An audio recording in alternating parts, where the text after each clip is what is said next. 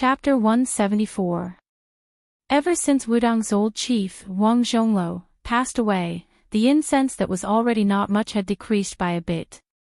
Fortunately, the close to 1,000 old Taoists, middle-aged chancellor, and Taoist children behind the memorial arch were used to living a poor life. When the house leaks, it will be repaired. When the clothes are old, it will be repaired. When the clothes are old, it will be repaired. When the house leaks, it will be repaired. When the clothes are old, it will be repaired. When the house leaks, it will be repaired. When the house leaks, it will be repaired. When the clothes are old, it will be repaired. At this time, a young Taoist was squatting behind the memorial arch of black tortoise Dongxing and sighing.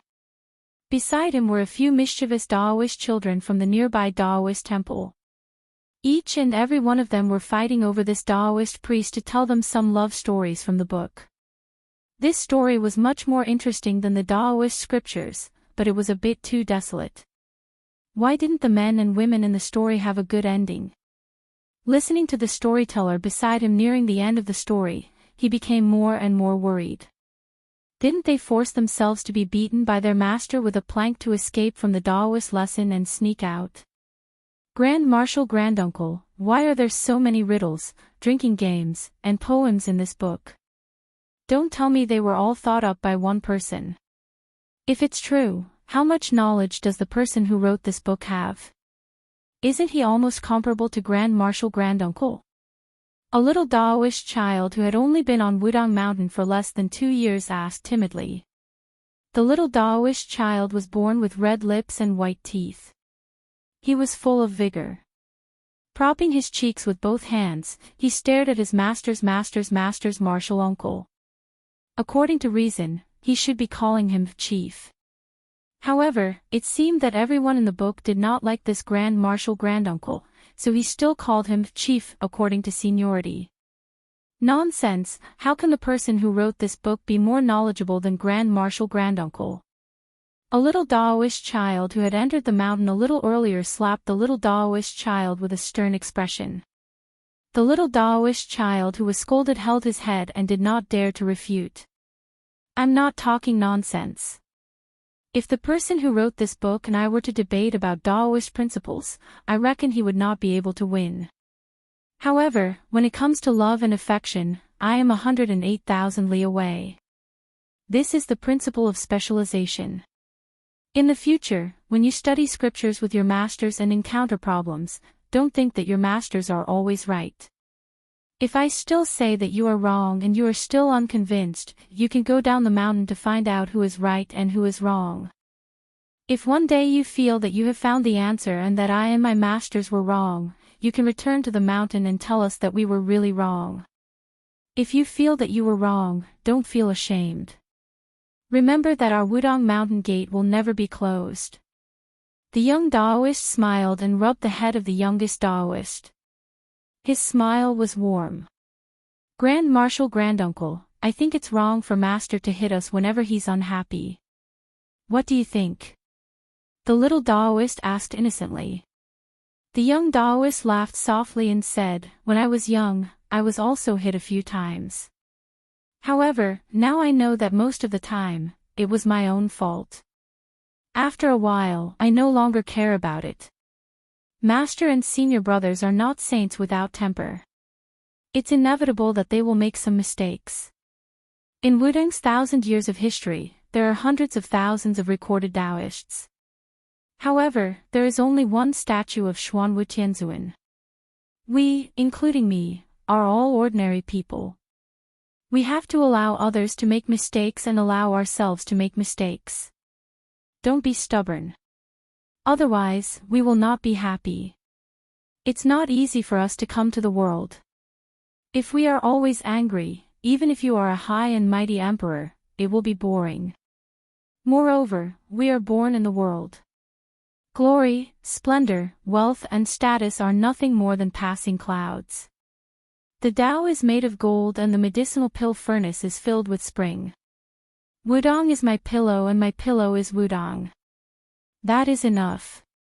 A slightly older Taoist whispered, Marshal Granduncle, I heard that rich people eat meat every day. I am so greedy. When I am hungry and recite scriptures, I always drool when I think about it. The most handsome young Taoist with the highest seniority smiled and said, "Isn't eating meat every day the same as eating plain tea every day?" Ching Feng, Martial Granduncle gave you 10 steamed buns. You were the first to taste it. How does the 10th steamed bun taste? The young Taoist named Ching Feng said with a bitter face, 10 steamed buns. I am stuffed to death. The young Martial Granduncle laughed and said, "That's right. It is the same principle on the mountain." Senior brother sect leaders said that it is better to have a high heart than a high Tao.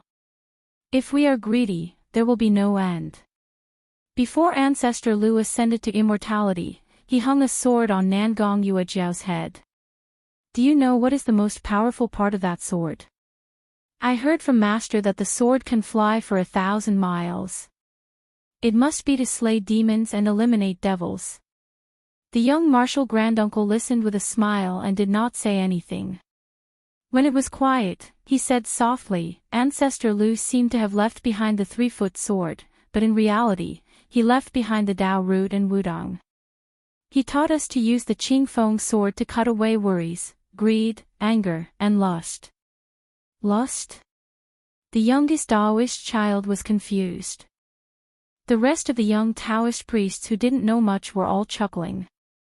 The book I read is called The First Snow in the East Wing. It skipped some things about men and women. The young Martial Granduncle said with a smile. Does Grand Martial Granduncle have lust? The little guy asked. Without waiting for the Martial Granduncle to reply, the little guy was beaten up by the senior brothers and junior uncles. The young Martial Granduncle rubbed his little head again and said softly, yes. There was a burst of surprised gasps, but no one thought that the self-proclaimed Wudang Mountain's young ancestor who claimed to have lust was not lofty, learned, or amiable. The young Martial Granduncle laughed and said, "It is not a bad thing to know that you are not good. This is the same as us Taoists seeking the Tao of heaven. You know that it is not in my hands, so you want to seek the Tao. Martial Granduncle, you still haven't sought the Tao?" A young Taoist asked nervously. It is hard to say. The young Martial Granduncle said honestly. At this time, a group of old pilgrims from Yongzhou finally walked more than 10 li of the divine path. Panting for breath, they arrived under the memorial arch.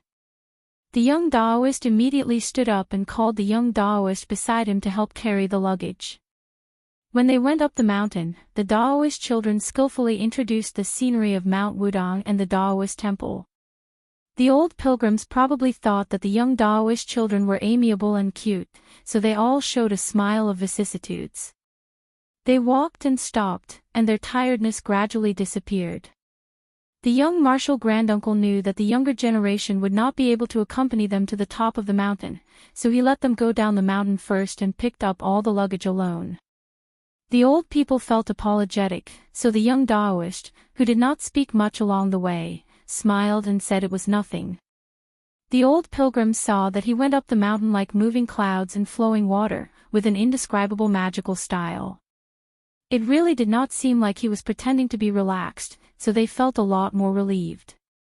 Without the young Taoist children, the old pilgrims finally asked a slightly sensitive question, which could not be avoided from the old and new Wudang Mountain. The last time this group of old pilgrims from Yongzhou came to Wudang was more than 10 years ago. This time, it was almost the last time in their lives that they would climb the mountain to burn incense. Most of them did not have a bad impression of Wudang, but their families' descendants were more willing to go to Mount Longhu. Their bodies could not walk, but their words revealed that if they were 20 years younger, perhaps they would really go to Mount Longhu, which produced 3 state teachers in succession. When the young Taoist priest who was carrying a lot of luggage heard this, he did not say anything. He only smiled and appeared naive. In the eyes of the old pilgrims, this was much more pleasing to the eye than trying to put in good words for Mount Wudang. They slowly climbed up the mountain. When they were close to the peak, they met an old Taoist priest who was sitting and looking at the sea of clouds. The old Taoist priest finally recognized the young Taoist priest who was carrying heavy luggage up the mountain. He quickly got up and bowed respectfully, saying, "Greetings to the chief." The young Taoist priest smiled and nodded, which could be considered a greeting. The dozen or so old pilgrims could not believe their ears. They all looked at the young Taoist priest who had accompanied them all the way and listened to how Mount Longhu was and how cold Mount Wudong was. They had indeed heard that the chief of Mount Wudong was surprisingly young. The main reason they came to Mount Wudong to burn incense was that they hoped to meet the new chief. They wanted to take a few glances at him from afar. It would be good to get some immortal air. No matter how Mount Wudong had declined in the past 100 years, it was still the ancestral court of Taoism that had once suppressed Mount Longhu. With the immortal Wang Zhonglo before them, the pilgrims still regarded the new chief as an immortal from the bottom of their hearts. But why is this young immortal carrying the luggage of us old men? Chapter 175. Reincarnated. After knowing the Taoist's identity as the Wudang sect leader, the old pilgrims did not dare to let the number one immortal on the mountain carry their luggage for them. The young sect leader could not dissuade the old people, so he could only accompany them all the way to the entrance of the Black Tortoise Hall on the Big Lotus Peak. There were few pilgrims. The young Taoist stood under a 1,000-year-old camphor tree and looked at the pilgrims holding incense and worshipping in all directions. Finally, they threw the incense into the huge incense burner. Wudong Mountain finally had some incense and smoke. He suddenly turned his head and saw a Taoist dressed in a Taoist robe outside the mountain. He held a white-tail horsetail whisk in his hand, and his hair was tied up in a bun made of boxwood. His expression was solemn as he slowly walked through the door. There was no dust on his body. Just by looking at his immortal aura, even the Wudang sect leader under the camphor tree seemed to be far inferior. The young Taoist slightly bowed to the uninvited guest. The slightly older Taoist ignored him and only looked into the Black Tortoise Hall. He could vaguely see the magnificent statue of Zhenwu Great Emperor in the hall. The statue was several feet tall, with long hair and bare feet. He wore golden armor and stepped on a black tortoise. The Taoist looked at the red bronze statue and then looked at the incense burner outside the hall. He shook his head and muttered, "Suppressing the demons and ruling the north, only Black Tortoise can stop him."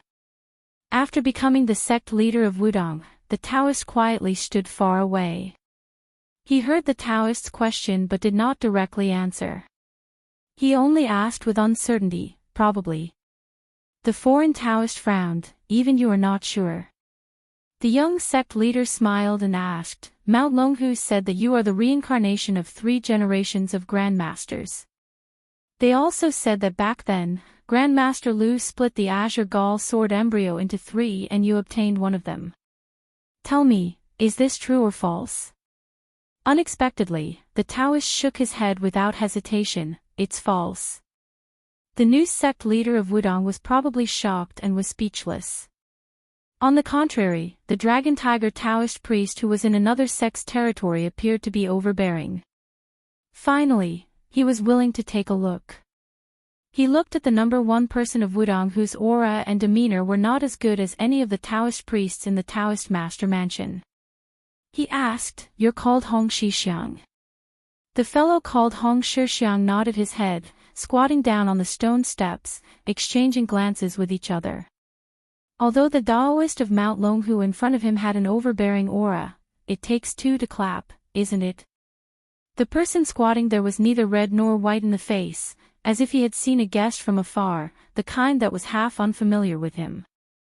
Therefore, he was neither pretentious nor warm, nor did he have a cold expression. Thus, the confrontation between the two was not as tense as before, but instead, it was as if a chicken was talking to a duck. The visitor of Mount Longhu knew that he was called Hong Shixiang. Since Hong Shixiang knew about the Qingdan sword embryo, he naturally knew that this person with a great background had the surname Qi and the name Xianxia.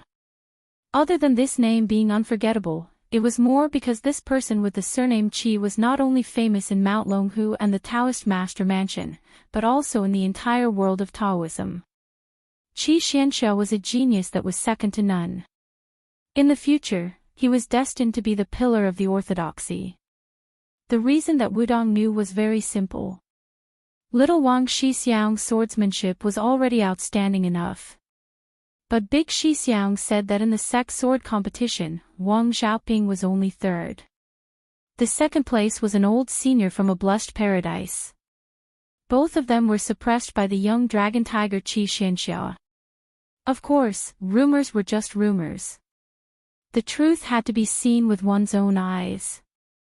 In Hong Shixiang's eyes, not only was the horsetail whisk in Qi Xianxia's hand a sword, even the ancient tree under the 1,000-year-old camphor was also a sword. Moreover, they were all unsheathed swords. There was a popular saying in the Jianghu, "I don't hold a sword, but I have thousands of swords." It was probably a vivid portrayal of Qi Xianxia.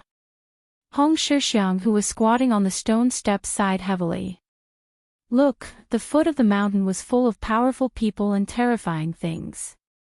How dangerous!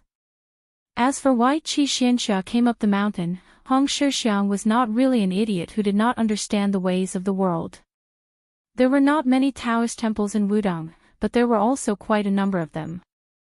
It was inevitable that there would be some small conflicts between Taoist temples. If someone was not convinced, they would visit the temple every now and then to argue. In private, if the young Taoists lost in words, they would use their fists to reason. When he was young, he would ride a bull and wander around the mountains. He would always meet some juniors who had arranged to settle this privately, in a secluded place on the mountain. In the past, he was very happy to watch from the sidelines. Now that he was the chief, he could not clap his hands and cheer. He could only wait until the fight was over and then mediate. On Longhu's side, other than Qi Xianxia, no one else was suitable to come to Wudong. The four great Taoist masters were old. Even if they won in a war of words, it would not be glorious. Among the young Taoist masters, Mr. White Lotus was invincible in debate. However, if Hong Shixiang did not care about what Mr. White Lotus said and agreed to it, Mr. White Lotus would probably be helpless. Qi Xianxia was different. Was he really going to fight? Qi Xianxia said that his Qingdan sword embryo was fake. However, no matter how Hong Shixiang looked at it, this guy's edge was hard to resist. Qi Xianxia looked at Hong Shixiang's awkward expression. It did not seem to be fake. Although his state of mind was still calm, he had expected countless situations. He did not expect that the new chief of Wudong would be such an unambitious and irresponsible person. If he did not see Hong Shixiang carrying the luggage for the pilgrims when he went up the mountain, Qi Xianxia would have smashed the statue of Zhenwu the great emperor. This was something that could be done with a few strokes of the horsetail whisk. As for whether Wudong and Longhu would become enemies because of this, Qi Xianxia did not care at all. In the Taoist master's residence, for hundreds of years, they had a complicated attitude towards Lu Dongxian. No matter how good Lu Dongxian was in poetry and sword, he was still an old immortal on Wudong Mountain. There were countless immortals in Longhu Mountain, and there were also a few great Taoist masters. However, they did not seem to be as approachable as Lu Dongxian. Qi Xianxia had long felt that compared to Lu Dongxian, the Taoist masters in Longhu Mountain's Xiao family's genealogy were more like clay statues in a Taoist temple. They were rigid and distant. They could not drink heroic wine or write soaring poems. They only looked high and mighty. Chapter 176. For a moment, the atmosphere outside the Hall of True Martial Arts was a bit cold. The older Taoist priests kept their distance, only a few naive and ignorant little Taoist children gathered together to criticize the foreign Taoist priests. In the eyes of these children, whether the young martial granduncle was the leader or not, he was still the number one in the world. Wasn't the king of Bailiang His Royal Highness domineering enough? Wasn't he still subdued by the martial granduncle? Of course, this was mostly because they hadn't seen the scene of Su Fengnian beating up Hong Shixiang. But then again, even if they had seen it, the little Taoist children would only think that the martial granduncle was magnanimous and didn't lower himself to the same level as ordinary people. Qi Xianxia took the initiative to ask, was the deed of thorough comprehension written by you? Was it not written by your senior brothers? Hong Xixiang didn't answer the question. There's nothing to entertain on the mountain, I'll give you one later. Qi Xianxia frowned. Hong Xixiang suddenly asked, is the scenery of Jiangnan good? Qi Xianxia was silent. Hong Xixiang asked, I heard that Longhu is quite close to Hutting County, the weather there isn't cold, right? Qi Xianxia seemed to be annoyed by this kind of boring question. His tone became colder. Why don't you go there yourself? This time it was Hong Xixiang's turn to be silent. Probably thinking of Hong Xixiang's statement that he had never left the mountain, and then associating it with the occasional secret from the Taoist master's residence, Qi Xianxia's expression became strange. He hesitated, then sneered, Hutting County isn't cold right now, it's just that there's a big joke. Your king of Beiliang's eldest daughter Su Weisheng's improper conduct has angered everyone there. Even the capital has heard that there's a lady in the palace who wrote the precepts for women who is very angry, spreading the news that she's going to interrogate this princess who's married to Jiangnan. Hong Xixiang raised his head and asked seriously, interrogate what? Qi Xianxia said calmly, as the leader of Wudong, you're only concerned about this. Hong Xixiang smiled, pointed to the statue of Zhenwu Great Emperor in the hall and said, that person is concerned about the suffering of the people. As for me, I don't have the ambition to help the people like your Taoist master mansion. I only care about the warmth of the mountain. As for the situation at the foot of the mountain, I'm just asking. By the way, tell me, what is the crime? Qi Xianxia ignored Hong Xixiang and looked at the devil-rinsing primogenitor in the dim hall again. He sighed softly and said, it has been 1,000 years since it was forged. Qi Xianxia turned around and said, my path is different from yours. I will go to the Great Void Temple to take the ancient sword that ancestor Lu hung on the eaves. I don't know what crime she was charged with. All I know is that when the princess went to Mount Longhu to burn incense, she was stopped outside the mountain. Hong Xixiang stood up. He took a step forward. Back then, this young martial granduncle had stepped into the heavenly phenomenon realm.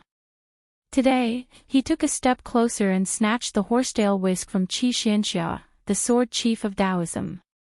On Mount Wudong, the long-awaited arrival of wind and thunder was welcomed. Su Shao of the Great Pillar State led the civil and military officials on the central axis. At the end of the imperial road that ran through the square, he looked up and saw the towering hall on the 3-story platform. The Palace of Preservation of Peace was the center of the dynasty, the center of the worship of thousands of dragons. To the entire world, the Palace of Preservation of Peace was just a square inch away. There were no more than 100 people standing here.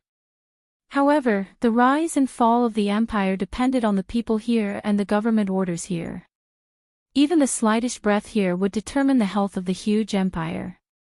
The majestic platform on the 3rd floor had a railing carved from white jade, thick red wooden pillars, green eaves, and a golden glazed roof. It was extremely majestic and beautiful. A few years ago, the rear court of the imperial palace was burned down in a fire. Many palaces needed to be rebuilt. The stone and wood within a few hundred miles of the outskirts of the capital had long been cut down and excavated.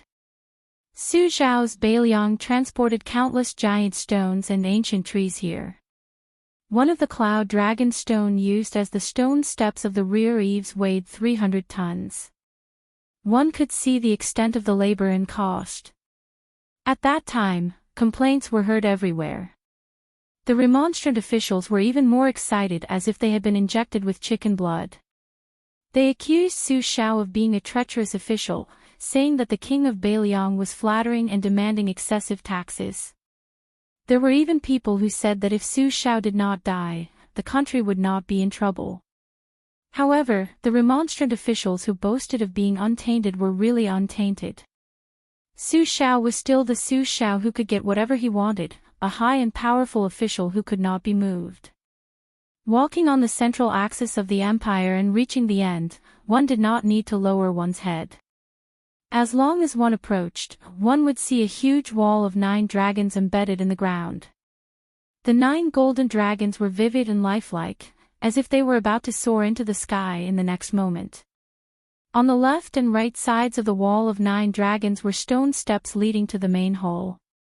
The civil officials walked on the left and the generals on the right. In the hundreds of years of the Liang dynasty, there had never been a fool who had walked on the wrong path. The older generation of officials all knew that every time Lame Su stepped onto the stone steps on the right side of the wall of 9 dragons, he would pause for a moment and mumble to himself, but no one had ever heard him clearly. Su Xiao was born a martial artist, so every time he went to court, he would walk on the right side, no different from the first time he entered the capital. The imperial court had given him the title of the Pillar of the Nation, and now it seemed that there was a bit of a drama going on. It was no wonder that the imperial court had been a chaotic mess back then, with people crying, kneeling, and furious. At this moment, the vast majority of the civil and military officials behind Su Xiao had never discussed politics with this prince of a different surname, so many of them were paying attention to Su Xiao's movements after he walked up the steps. As expected, Su Xiao glanced back at the southern imperial gate. But no one knew what the butcher Lame Su was thinking. Su Xiao thought that once he walked through that gate, he would truly have no choice. Normal people who approached the imperial gate would be questioned. Those who could walk into court would have a lot of glory and wealth, but as for how much they had to pay, that was a difficult question for each family. Even the one sitting high on the dragon chair in the main hall found it difficult to ask. Since the founding of the Liang dynasty, it had never stopped. In the early stages of the restoration of the imperial gate, the assassination of Emperor Huanling by eunuchs in the Jian Palace, and then the attack on the Eastern Palace in the 6th year of Jian. Then there was the case of the scarecrow of Crown Prince Shun He and the case of Emperor Rentai's sudden death from overdosing. Then there was the case of the moving of the imperial palace and the fight over the 3 official temples 50 years ago, and then the recent case of the white dress. Su Xiao muttered to himself and then walked toward Baohe Palace. His eyes were cold. At the Maui embassy, he had already learned that not only had Feng Yan provoked the Qingzhou navy on the Spring God Lake and been questioned by some people, even his eldest daughter, Su Weisheng, who had married off far away in Jiangnan, could not live a peaceful life. The group of bastards behind him really thought that his sword was just for decoration. On this day, Baohe Palace was in a great uproar. The world had only heard that after the court was dismissed, Su Xiao of the Great Pillar of Country had not even left the palace gates when he used the scabbard to cripple a third-rank official. Chapter 177. That night, they had bumped into the white-clothed Guanyin and the ghosts. Even though they couldn't find an inn after entering the city, it didn't matter to them. They wandered around for 2 hours. During this time, several groups of patrolling guards took the initiative to stay far away from them. In the end, Xu Xiu finally found a place to rest by the lake. As they walked, it didn't match with her impression of the ghost city of Fengdu. Inside Xiangfan, it was quite beautiful and prosperous. It was far from being comparable to the cities of Beiliang. King of Jing'an, Zhao Heng, had spent 20 years of effort in managing the place. The inn was next to one of the most famous lakes in the world, Skinny Goat Lake. This lake had 10 sceneries. The inn was truly close to the water. It was reasonable for His Royal Highness to take out a large amount of silver as a stepping stone. Su Fengnian didn't immediately rest after he checked in. Instead, he sat on the second floor by the window and asked Blue Bird to boil a pot of wine. The green and white one that Lu Qiu had brewed fell to the window. Blue Bird opened the secret letter and handed it over. After Su Fengnian finished reading it, he pinched it between 2 fingers and placed it on the candle flame to burn it to ashes. He gently blew away the ashes and couldn't help laughing. So lively. Blue Bird didn't interrupt. She just quietly looked at the young man sitting beside her. She looked at him for more than a decade. She also looked from a girl to a young girl to a woman. As a servant girl in the prince's residence, she didn't seem to work hard without complaint. Furthermore, the female servants in the manor were quite willing to work like cows and horses for His Royal Highness. As for Blue Bird, she didn't like to speak. Even when she smiled, she was reserved. As a result, she always gave people the feeling that she was like a piece of snow but as hard as iron. She wasn't as likable as the head servant girl of Wudong Garden, Sweet Potato. Su Fingnian had interacted with Blue Bird and had long become accustomed to this kind of self-talk. He very naturally continued to talk and laugh. The letter said that Su Xiao finally made a move. Outside of Baohe Palace, he beat a deputy agriculture minister half to death. That guy really doesn't have good eyesight. In the palace, not only did he talk about me playing around with the Qingzhou Navy, he also brought up a pot that didn't boil and said that my eldest sister's conduct was improper. If it were me in the palace, I reckon I wouldn't have the patience to walk out of the throne room. We need to quickly go to Gangnam-do and see my eldest sister first. Then we can immediately go see my second sister in Huang Manor.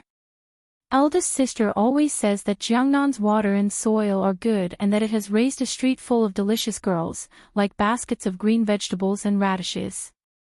I don't know if this is true or not. Blue Bird's smile was somewhat helpless. In fact, the stool was right in front of her, but she was still standing. She was very content. Su Fingnian drank a mouthful of wine and said with a smile, "The letter also said that the Jianghu is very lively right now. The civil, martial, rouge, and other rankings have all been released. The newly released top 10 masters of the martial arts rankings is still Wang Xinji. The position that Wudang's old chief vacated was given to a guy who didn't have any reputation before. He's a machete man from Beimang. I'm very curious as to where these rankings came from. It must be some well-informed fellow who dares to release these rankings. That old manly beside us has just come out of the Tide Listening Pavilion and he's already on the rankings. However, he's only ranked 8th, one place lower than that machete man. It's scary. The old god of swords may be one-armed, but he's made a lot of noise every time he fights. I really can't imagine how shocked the immortals and monsters ranked above him are. Sometimes when I look at the embroidered winter-spring thunder, I feel a little discouraged.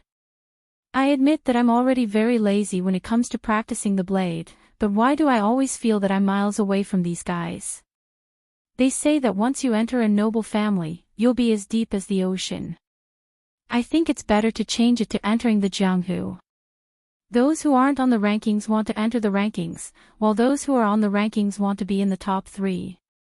Blue Bird, do you think I'll go crazy one day and try to be number 1? Back then, my second sister didn't want me to practice the blade because she was worried about this. Was she afraid that I'd go crazy one day and not care about anything else? Blue Bird hesitated. She wasn't willing to speak clearly. She only spoke in a small roundabout way. Practicing martial arts is always good. Su Fingnian rarely thought deeply about Blue Bird's past. First, they had known each other since they were young. Second, Blue Bird was not a complicated woman. Although Blue Bird was not as close as Sweet Potato in Wudong Garden, Su Fingnian believed that in private, the servant girls in the courtyard would be more willing to talk to Blue Bird about boudoir. Of course, these kinds of boudoir conversations were not about the love affairs of ordinary families.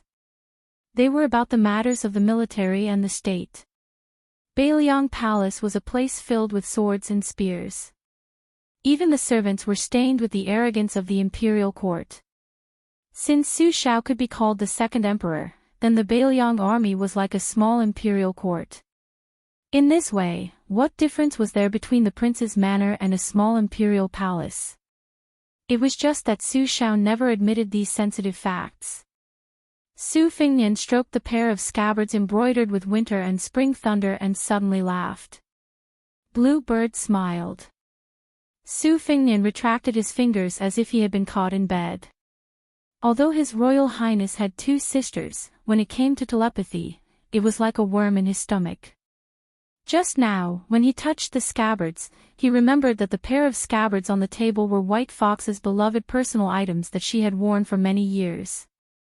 When he touched them, he always felt that he was indirectly touching White Fox's face. This really made Su Fengnian feel strange. He didn't have a fetish for cutting off sleeves. It was really because White Fox's face was too beautiful. Who was the champion of this Rouge review? Wasn't it Nangong Puj who was a man?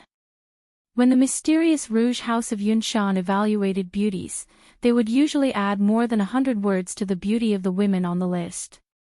Only Nangong Puj was not mentioned in detail. They did not even mention his gender. When Su Fengnian first got the result, he laughed out loud. He thought that if the world knew that this guy was actually a man, would the woman behind White Fox's face be angry to death? At this moment, Su Fengnian loved the house and its crow. He was very curious about the woman on the list who was evaluated as not inferior to Nangong. He wondered why he had to meet her during this trip. Since White Fox's face was a man, he couldn't be his sister-in-law. Besides, he was doing closed-door training in the Tide Listening Pavilion, so there was no need to snatch the Bailiang. However, Chen Yu, who was evaluated as not inferior to White Fox's face, just happened to snatch back the Bailiang and give it to his brother, Huang Man.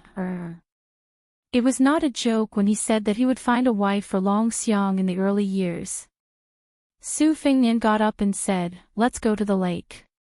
Outside the door, Lu Yangshu and the other two retainers took turns to keep watch.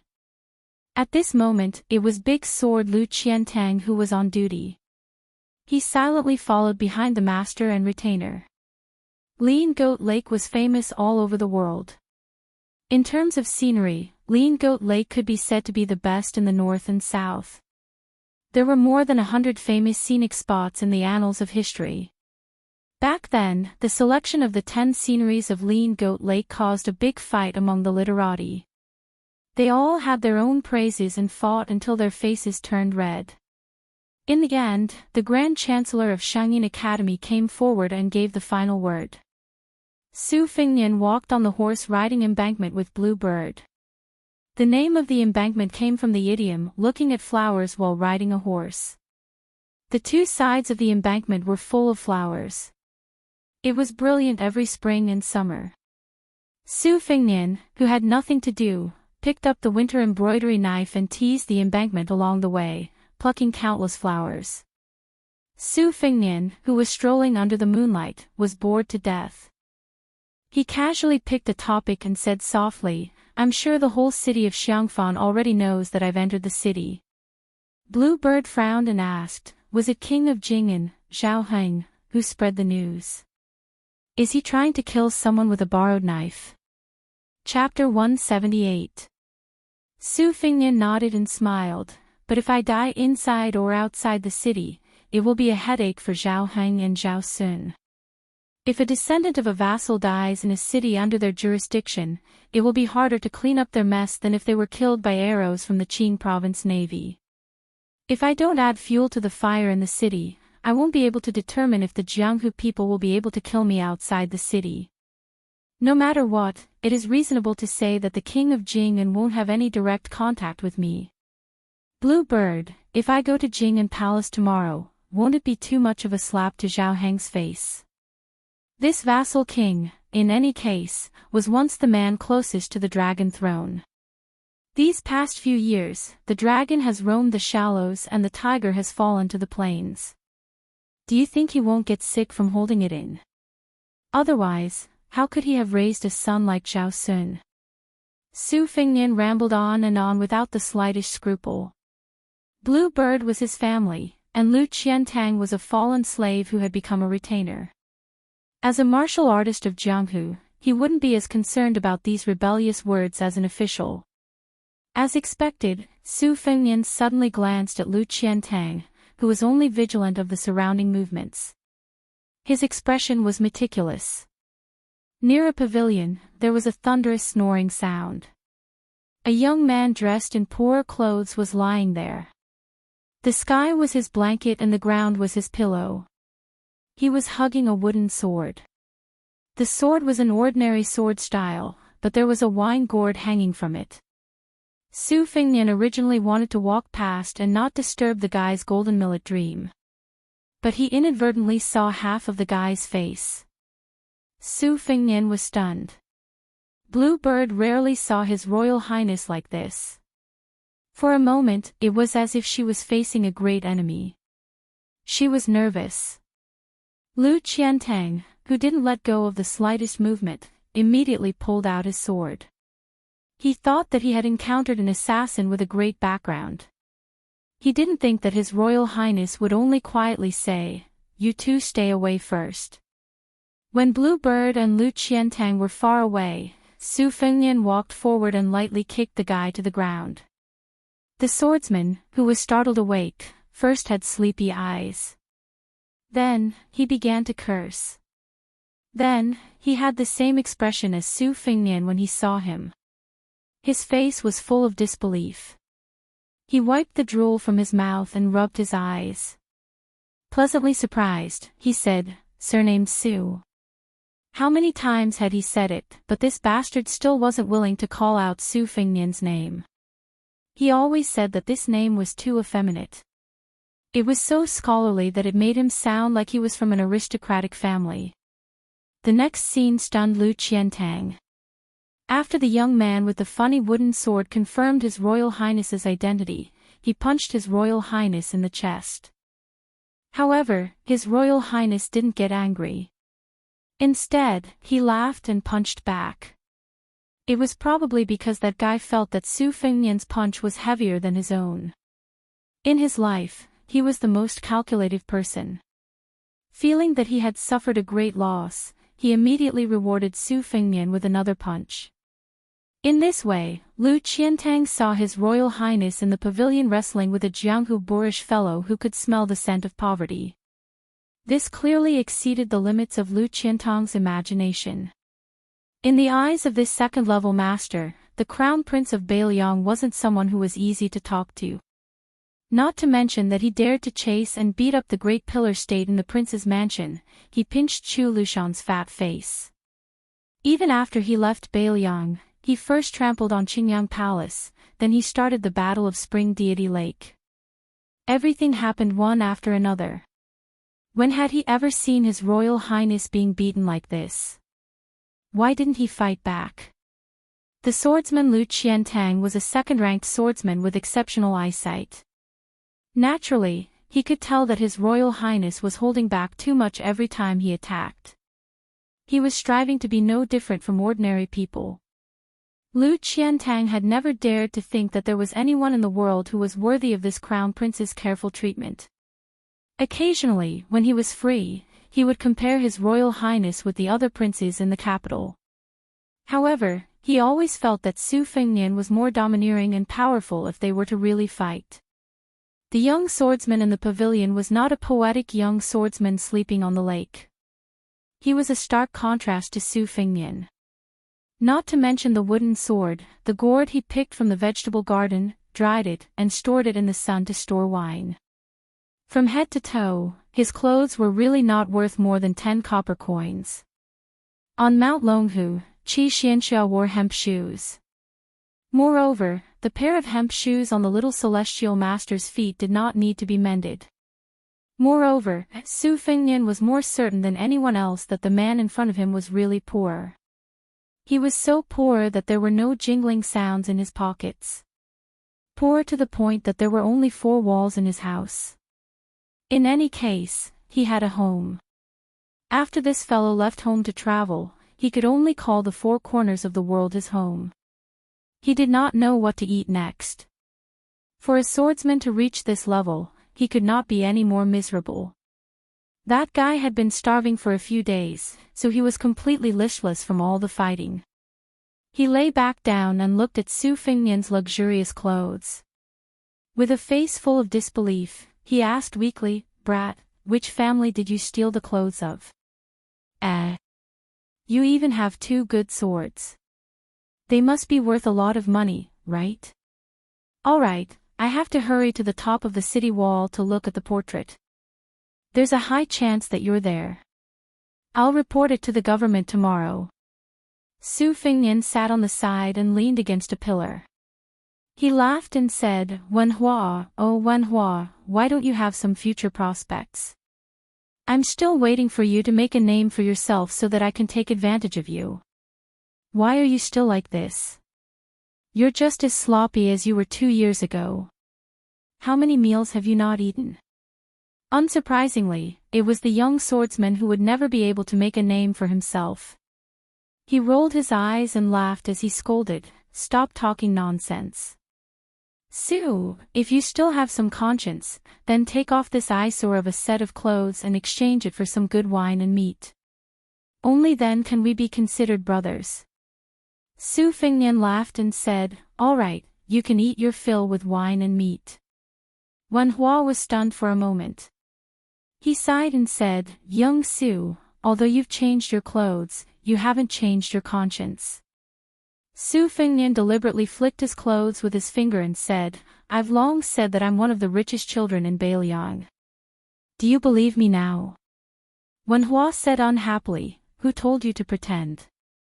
Tomorrow, I'll make you invite me to the Xianghua Alley to throw money. You'll be exposed. Su Fengnian asked, The Xianghua Alley.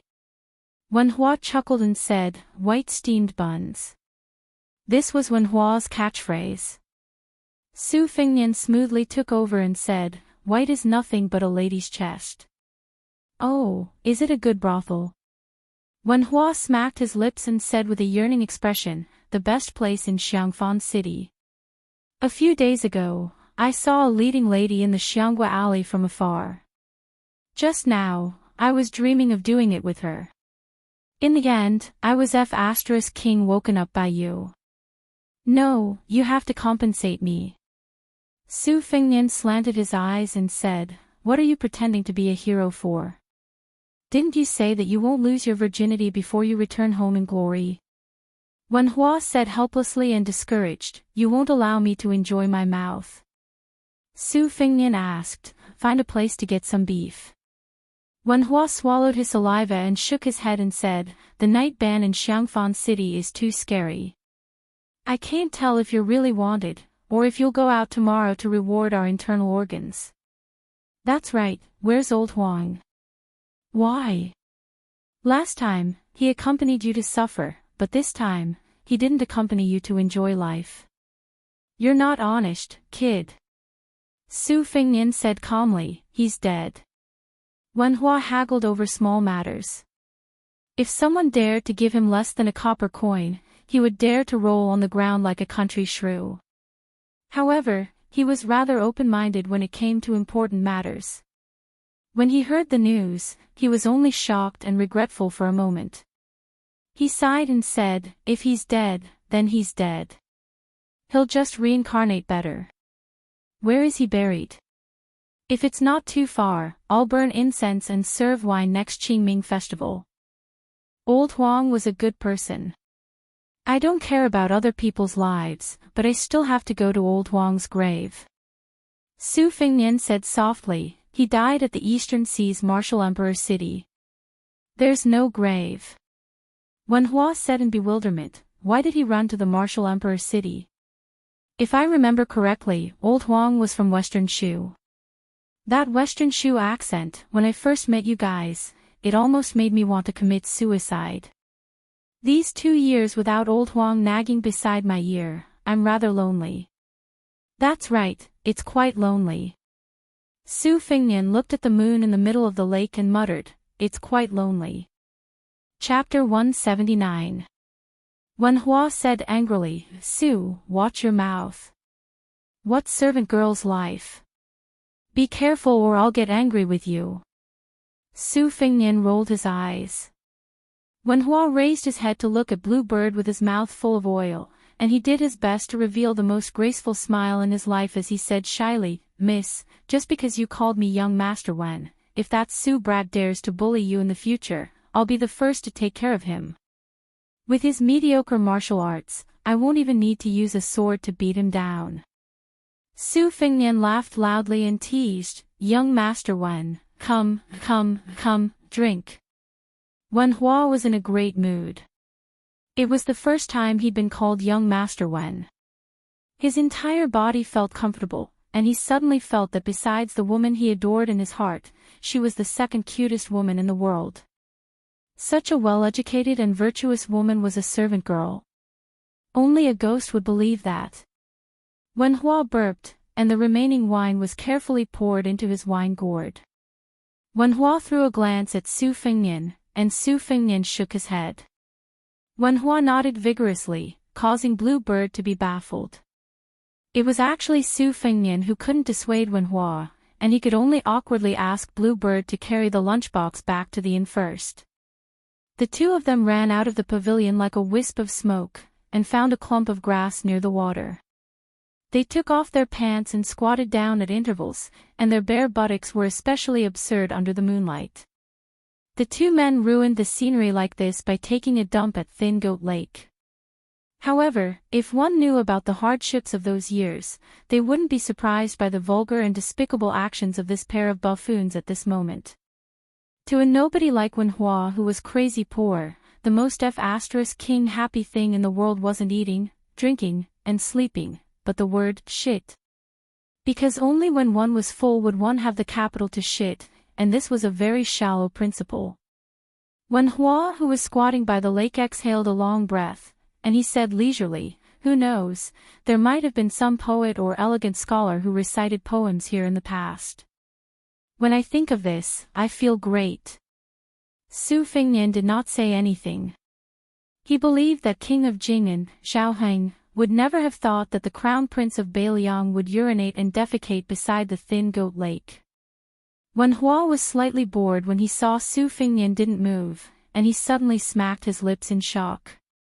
"Su, there's a stone tablet behind the place where I shit."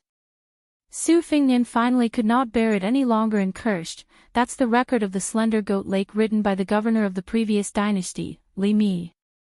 You son of A**tch really know how to pick a place." Wen Hua was speechless for a moment, and then he said in his heart, I've sinned." Su Fengnian hesitated for a moment before he asked softly, "Wen Hua, do you want to continue hanging out with me? Just like in the past, walking around and taking a look? If you run into another martial arts competition to find a spouse, I'll take care of you." Wen Hua laughed and said, "Don't. Do you really think I'm stupid? Kid, you're amazing now, and I don't care who you are. In any case, I still think of you as a brother, but brothers are brothers. Although freeloading is natural law, if you're willing to part with money, I'm afraid I won't have the heart to endure hardships. So, you go your own way, and I'll go mine. If we're fated to meet again, then we'll meet again." Wen Hua, don't talk about anything else, but when it comes to practicing the sword, I'm afraid I won't have the heart to endure hardships again.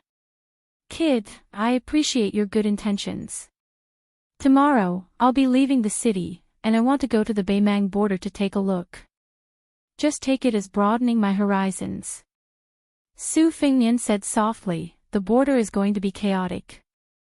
You take it easy." Wen Hua exclaimed in surprise, and joked, "Chaotic? Are you really the son of an aristocratic family from Beiliang?" Su Fengnian said with a laugh, "Isn't that so?" Wen Hua sighed and said, "Earlier, I said I'd treat you to a meal of fine wine and meat, but I never thought I'd owe you another meal when we meet again." Su Fengnian said, "You owe me then.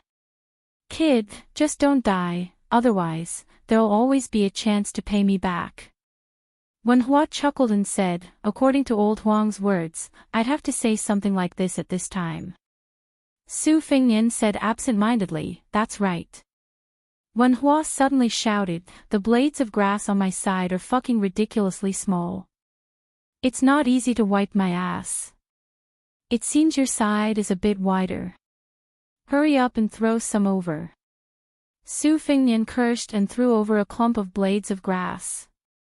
The two of them returned to the pavilion, and Wen Hua asked, "You're not going back to the inn?" Su Fengnian shook his head and said, "Let's have a chat. Tell me about that young lady of yours." The two of them chatted until dawn, and then Wenhua glanced at the dawn sky before he stood up and said, "All right, I'm going out of the city. Help me remember the wine and meat that I owe you. Right, help me thank that good young lady. I've never been called young master by anyone in my entire life."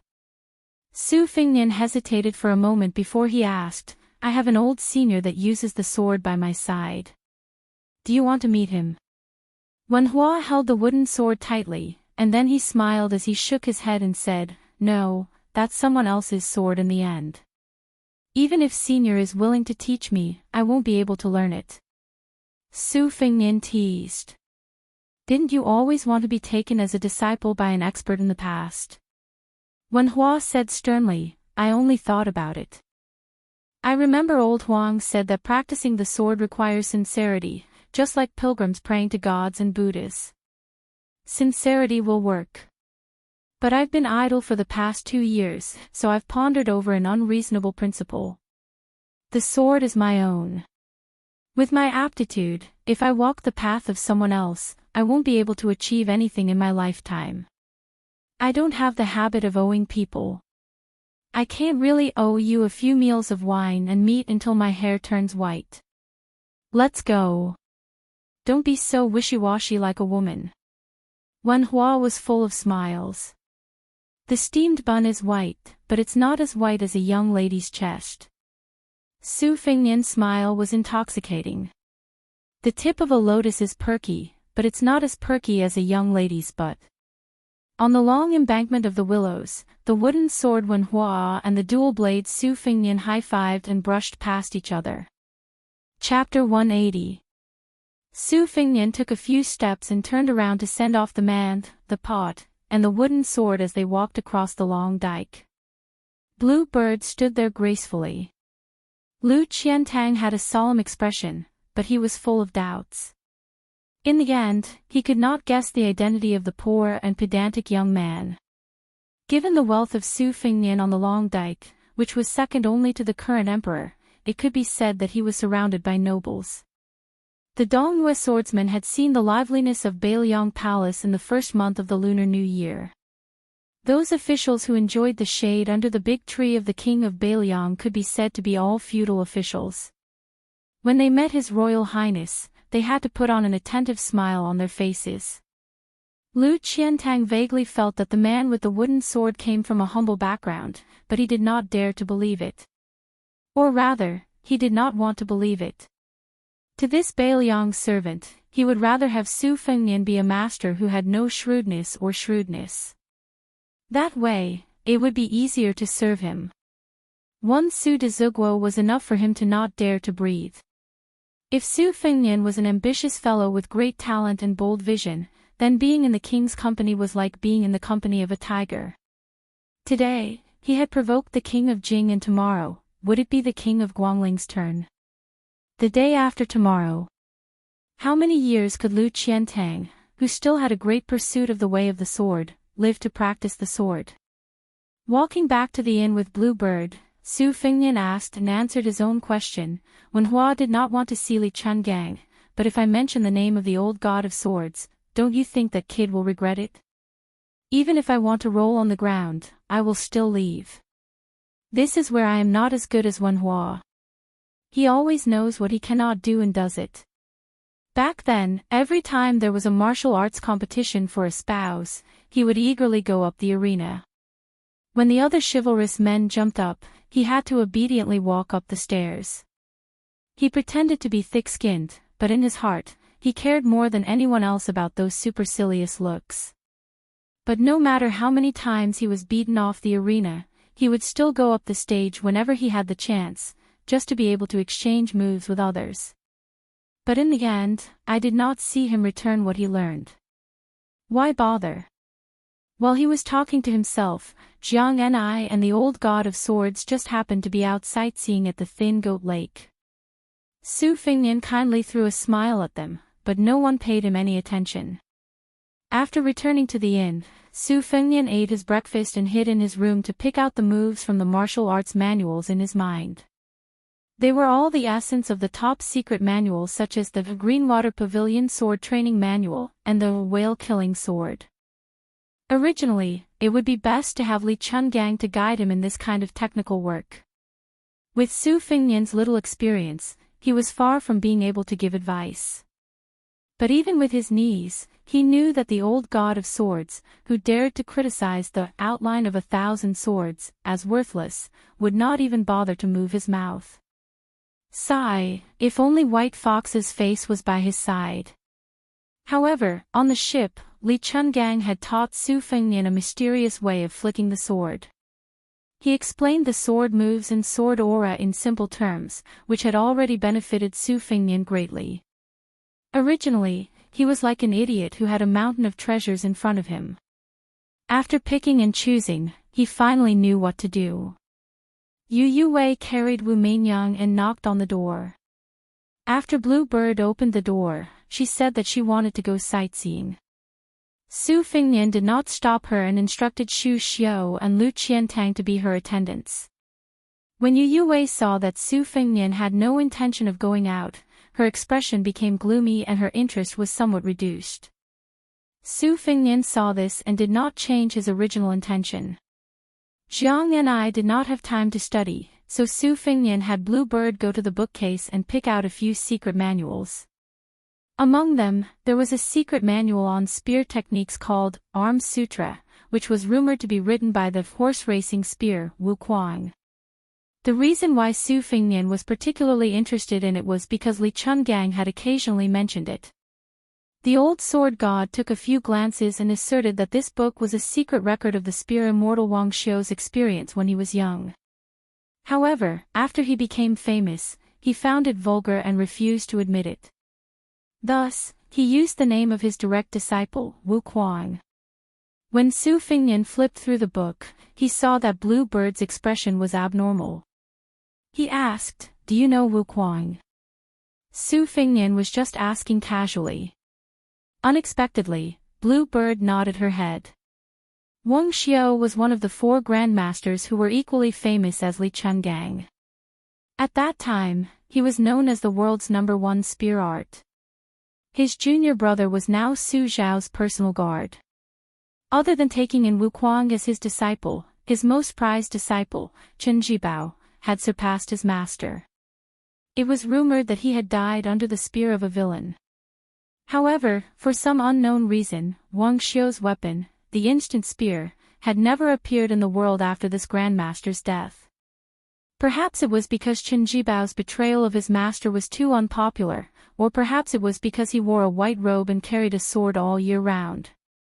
It seemed that no one had ever taken this rumor seriously. When Chen Jibao finished his apprenticeship, he was only in his early 20s. Even Wang Xiu was not as strong as Wang Xinji. The older he got, the more immortal he looked. However, Chen Jibao was indeed worthy of being Wang Xiu's disciple. Just like Wang Xiu's cold and murderous spear art, he pressed forward courageously on the battlefield, leaving no way out for himself or his enemy. However, even with Su Fengnian's identity, he had never seen Chen Jibao's spear art. In his impression, this villain, who seemed to be in love with his second sister, Su Weisheng, only knew how to ride a white horse and wear a white robe. He was very amiable to everyone. Usually, he was gentle and kind like a bodhisattva who saved people from suffering. Su Fengnian was puzzled. "Have you guys fought before?" Blue Bird shook her head. Su Fengnian saw that it was hard for her to say, so he didn't ask anymore. Even though he was extremely curious, he held back his curiosity. Ever since he was young and saw her being led by his mother, he only knew that she was called Blue Bird. After that, he never probed further. He was so used to it that he thoughtlessly forgot that as long as one was a person, they would have a surname and a name. For example, the maidservant's name was Hong Musk. Su Fengnian also knew that she was called Song Xiaofeng. As for whether Blue Bird was her real name or just a nickname, Su Fengnian really didn't know. After returning from his travels, he learned that Wudong Garden was not a small pool where one could see the bottom at a glance. The maidservants were not simple vases without any stories. However, when it came to Blue Bird, Su Fengnian selfishly hoped that she was just Bluebird, the girl that his mother had brought over to be his childhood sweetheart. Chapter 181. Arm scripture implied that the spear in one's hand was the third arm. The spear techniques recorded in the book were exquisite and profound. Su Fengnian roughly picked out 3 moves and counted with his fingers. 16 moves had already been painstakingly scoured out by Su Fengnian from various secret martial arts manuals. An Chao, who was keeping a low profile in the Qingyang Palace, said that he wanted to achieve 50 moves that were unrivaled under the heavens. However, not to mention whether the moves that Su Fengnian picked out could be incorporated into the blade, just looking at the number, it was still far from 50 moves. Ever since Su Fengnian personally witnessed the old god of swords using the flick of fingers on the ship, he developed the unique habit of flick of fingers. His finger lightly flicked the cover of arm scripture, and he gathered the 16 moves that could save his life in his mind. When he arrived in front of Xiangfan City, the Great Yellow Court that was as deep as the sea and as inexhaustible as the Great Yellow Court was only at the 2nd floor realm. He could probably break 6 armors with one strike. However, the Dharma king of the Red Sect, who looked like a white-clothed guanyin, could see through 3 floors with one strike. Su Fengnian had weighed it and found that it was not a problem for him to break 9 armors with one strike. Even though it was only an increase of 3 armors, it was still a huge improvement. The most important thing was that when he used the Spring Thunder blade again, there was no stagnation like before. His right hand used the embroidery of winter, while his left hand used the Spring Thunder blade with the gravity of Spring Thunder. His techniques were completely different. This was where Su Fengnian's confidence in his 50 moves came from. In addition to the set of fist techniques of the bull riding Hong Shixiang and the wonderful deed of thorough comprehension, Su Fengnian was not so frightened by the old god of swords' few strikes that he did not dare to practice the blade. At noon, when they ate downstairs at the inn, they were all talking loudly and spitting saliva everywhere. Ginger listened with great interest. The old god of swords, who was wrapped in a smelly sheepskin fur coat, rolled his eyes and put one leg on the bench. He chewed on meat while picking his ear wax. The appearance of the civil and martial evaluations and the rouge evaluations was the most sensational event in the scholarly world and Jianghu. Perhaps it was because there was no first place in the civil and martial evaluations, but the martial evaluations and the rouge evaluations were still the most talked about. This generation of the martial evaluations did not disappoint. There were 18 first-level experts and the most talked about top 10 experts. As expected, the master of the martial emperor city, Wang Xianji, continued to be the number 2 in the world. Next was the new god of swords, Dong Tai, who was ridiculed by the people of Jianghu for being the number 2 for 100 years. The third was still an old face, Chao Guanzi, who was praised as the most outstanding scholar in the world. Along with this came another big piece of news. Wang Mao, who occupied the 4th place, was ashamed to be ranked behind Chao Guanzi but was ashamed to be ranked ahead of Bei Mang, who was ranked 7th. Hong Jingyan, who was ranked 1st on the martial evaluations, was immediately pushed to the heart of the storm. He and the god of swords, Li Chungang, became the hottest topic of the day. In the martial evaluations, which did not only look at the level of martial arts but also the level of talent, there was an extremely interesting saying. It could be summarized as, Guanyin, Guanyin, Jingguan, South Lu Zuzu, and North Xinwu. Of the 4, Su Fengnian had already met 3 of them. The one who rode the bull, Wu Luding of the sword tomb of the Wu family, and the female Dharmaraja dressed in white. The only remaining one was little Lu Zuki Xianxia from Mount Longhu. However, the latter had already met Su Fengnian on the fishing platform. Other than the martial evaluations, the rouge evaluations also caused a great commotion. Nangong Push and Qinyu occupied 1 or 2 of the martial evaluations. However, they were different from the other women who had long ago stunned the world.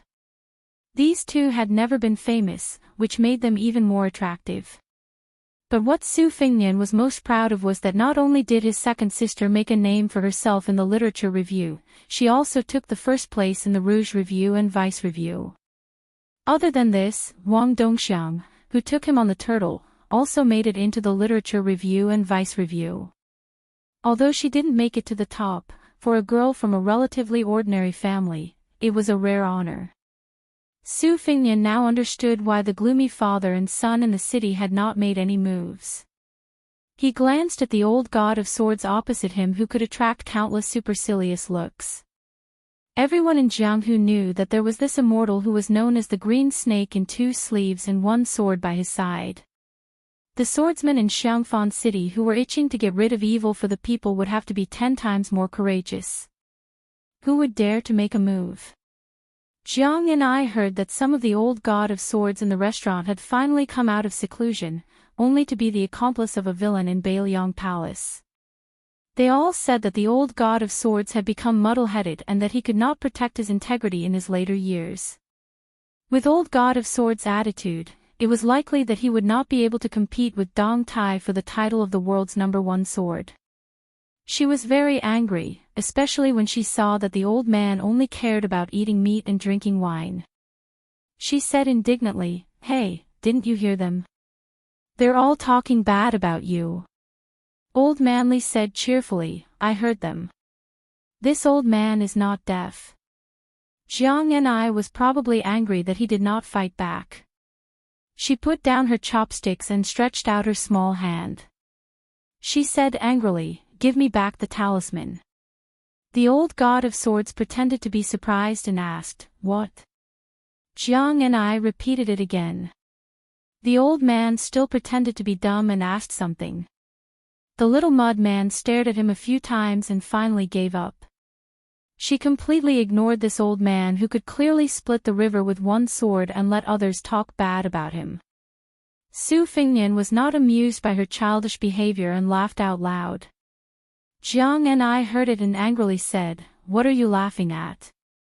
I'm not going to study today." Su Fingnian smiled and said, "If you don't laugh, then don't laugh. Let me talk to you. What kind of status does old god of swordsly have? Do you need to lower yourself to the same level as these short-sighted people? You can't let the old god of swords, the 8th master in the world, fight with these people, right?" Jiang and I snorted coldly and said, "Only the 8th. Su Fingnian used his chopsticks and pretended to hit Jiang and I. In the end, he did not really do it. Old Manly rubbed his chin and said, "Indeed, only the 8th. Which son of a bitch made the ranking? We need to talk about it. This old man was once the #1 in the world. In this way, compared to the 11th master in the world, he is more miserable. We need to talk about it." Su Fingnian said regretfully, "My Huang man is actually not on the martial arts ranking sub-ranking. We also need to talk about it." The old god of swords laughed and said, "Although I haven't seen that idiot's physique with my own eyes, this old man reckons that this kid who was born at the Vajra realm will become a freak who is invincible under the mysterious realm in a few years." Longhu Zhao Shituan. This old man had seen him a few times. This sloppy old Taoist's ability was not high, but his vision was not bad. In the next martial arts ranking, Su Longxiang will be able to secure a place in the top 3 if nothing unexpected happens.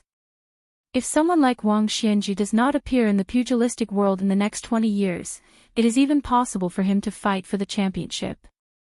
Of course, with someone like Wudong's Hong Shixiang who cultivated the heavenly Tao, it was hard to say that he was the #1 in the world. This old man claimed to be invincible back then, but he was actually guilty. After all, he had never fought with Qi Xuanjin.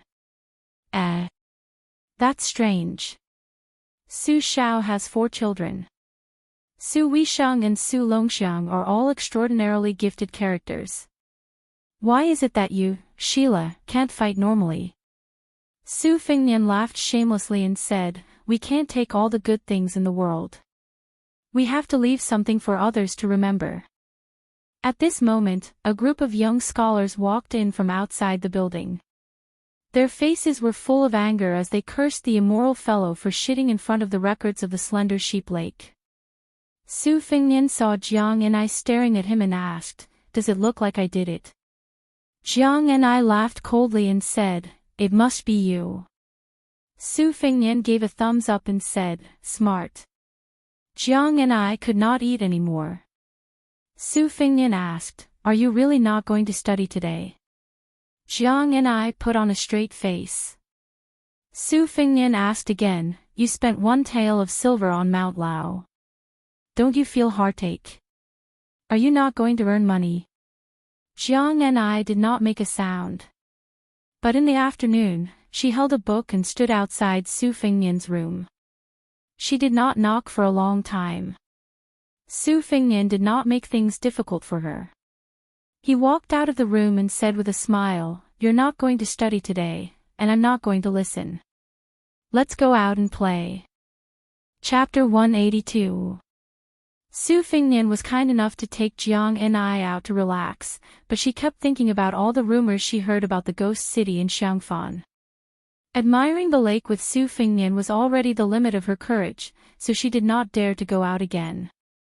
Even though Su Fengnian rarely made a losing deal and said that as long as she went out, he would treat it as if she had studied 10,000 words, Jiang and I did not hesitate to refuse. Su Fengnian could only give up. He could not tie her up and go out. Besides, the itinerary was Jiaoyu Lake, where the yin qi was the heaviest. He reckoned that when the time came, she would fight him to the death. When Wang Yangming's army was defeated and the city was broken, he cut out his eyes and committed suicide on the city wall. His last words were that he wanted to keep his eyes to see how Su Xiao would lose his reputation. That place was not a good place to enjoy the scenery. Jiang and I did not go, and the old god of swords, who was the stabilizing force in the chaotic situation, naturally would not follow. Su Fengnian could only remove 3 of his retainers and bring along the halberd Ningame.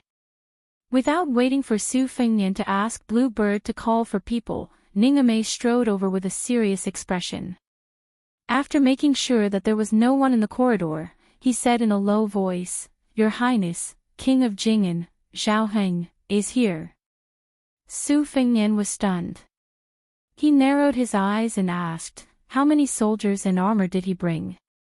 Ningame shook his head and said in a low voice, "He did not bring any soldiers. Other than a few personal guards, he only brought Zhao Sun and a woman. She seems to be Princess Jing," and Su Fengnian was shocked beyond words by King of Jing'an's antics. Could it be that he had brought his wife's collar to beg for forgiveness? Otherwise, he would not have let Princess Jing'an show her face in public. The fact that he did not bring any armor, spears, or halberds was already enough of a show of sincerity. For example, Su Xiao had never been courteous to the wise. When you came to his residence, he had already given you enough face by opening the front door.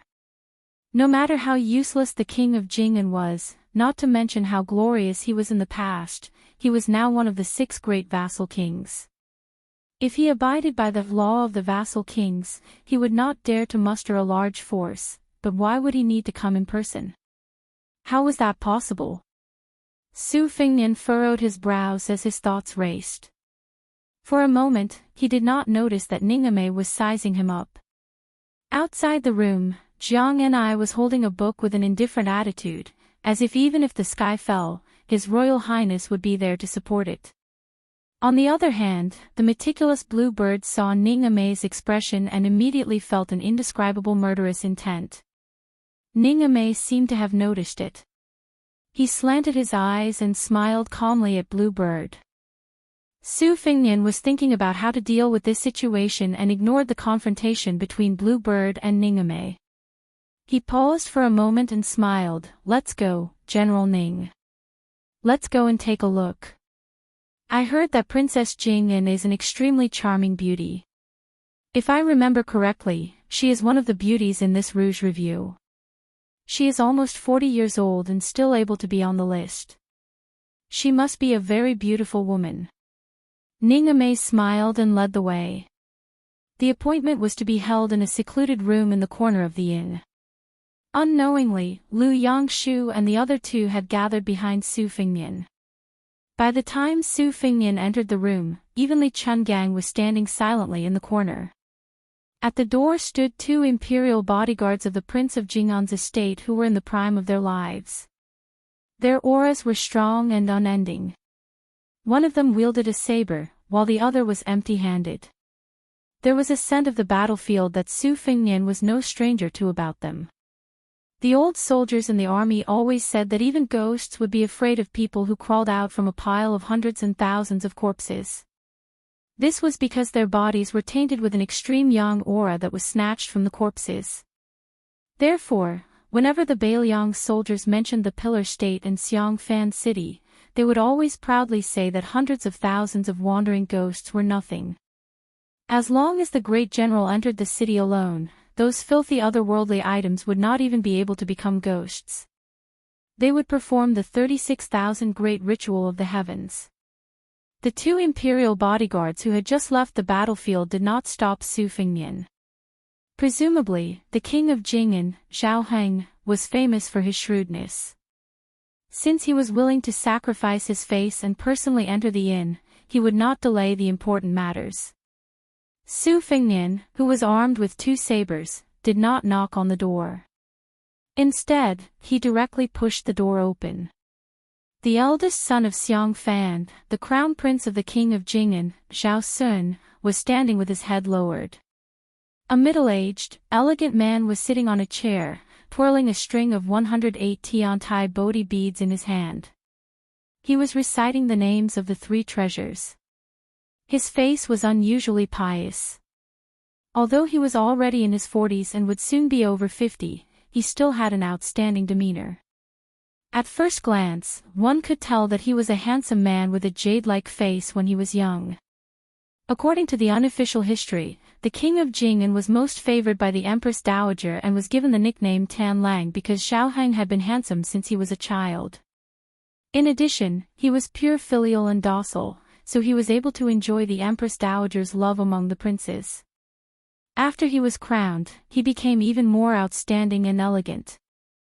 According to the official history, the sixth prince was good at riding and shooting. He held a long spear in his hand and rode a horse. It was enough to show that Zhao Heng was unparalleled in the past. However, after Su Fingnian entered the inn, he did not go to see Zhao Sun or the king of Vassal who had failed at the last step. It was not that Su Fingnian pretended to be arrogant, but that the woman in the room was too eye-catching. She happened to be sitting sideways. Her body was graceful and graceful.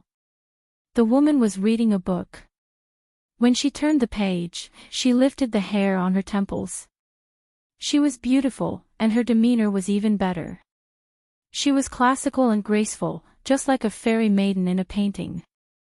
Hearing the door open, she turned her head and smiled gracefully. The beauty's smile could topple a city. Su Fingnian's eyes were in a trance. Crown Prince Zhao Sun lowered his head and caught a glimpse of this scene. The malice in his eyes grew. He quickly lowered his head and gritted his teeth without saying anything.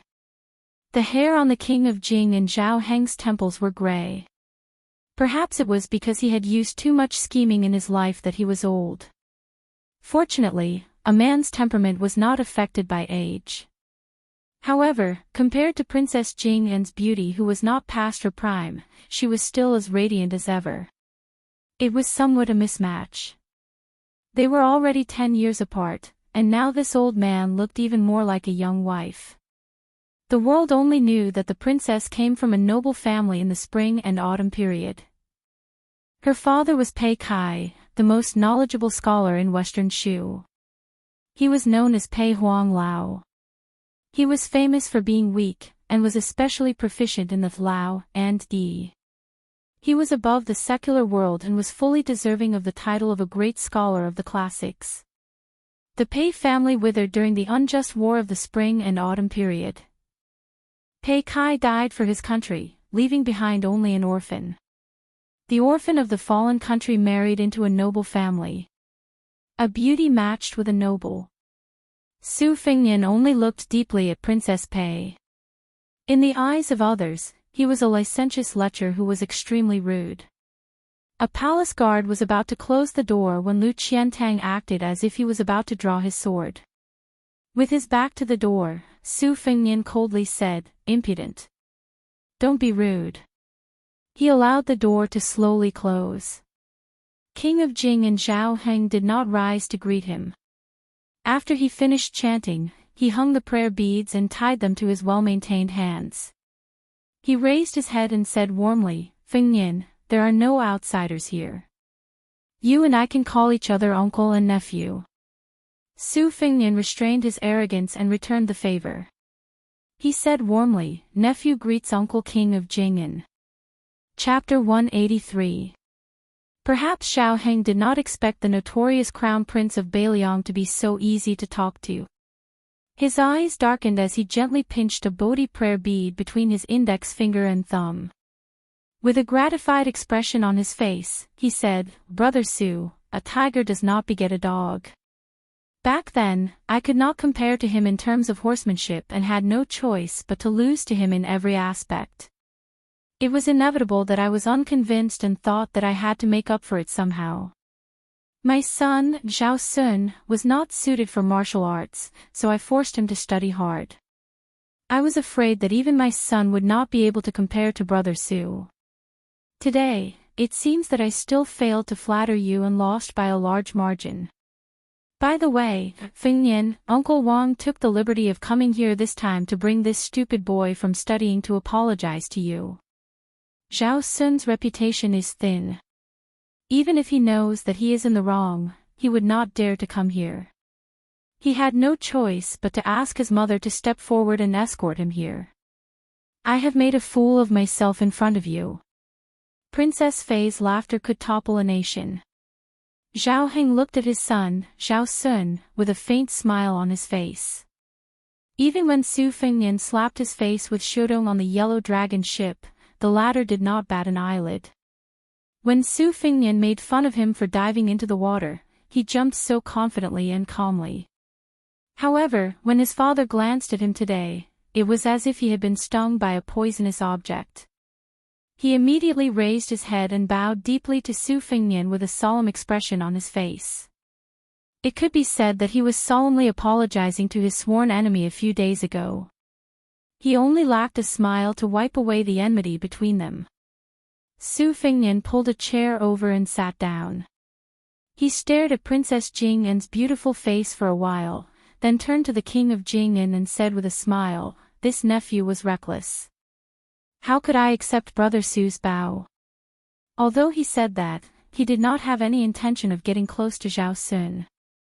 He accepted the King of Jing'an's apology with a clear conscience. Zhao Heng smiled at this, sitting upright on a Taisha chair pieced together from red sandalwood. No matter how luxurious the inn's decorations were, they couldn't afford to use rhinoceros horn sandalwood or rooster blood sandalwood to make a chair. Red sandalwood was ranked last among red sandalwood. Its texture was relatively loose, and its luster and texture were far inferior to the other two. However, red sandalwood usually grew slowly, and it didn't have any great material.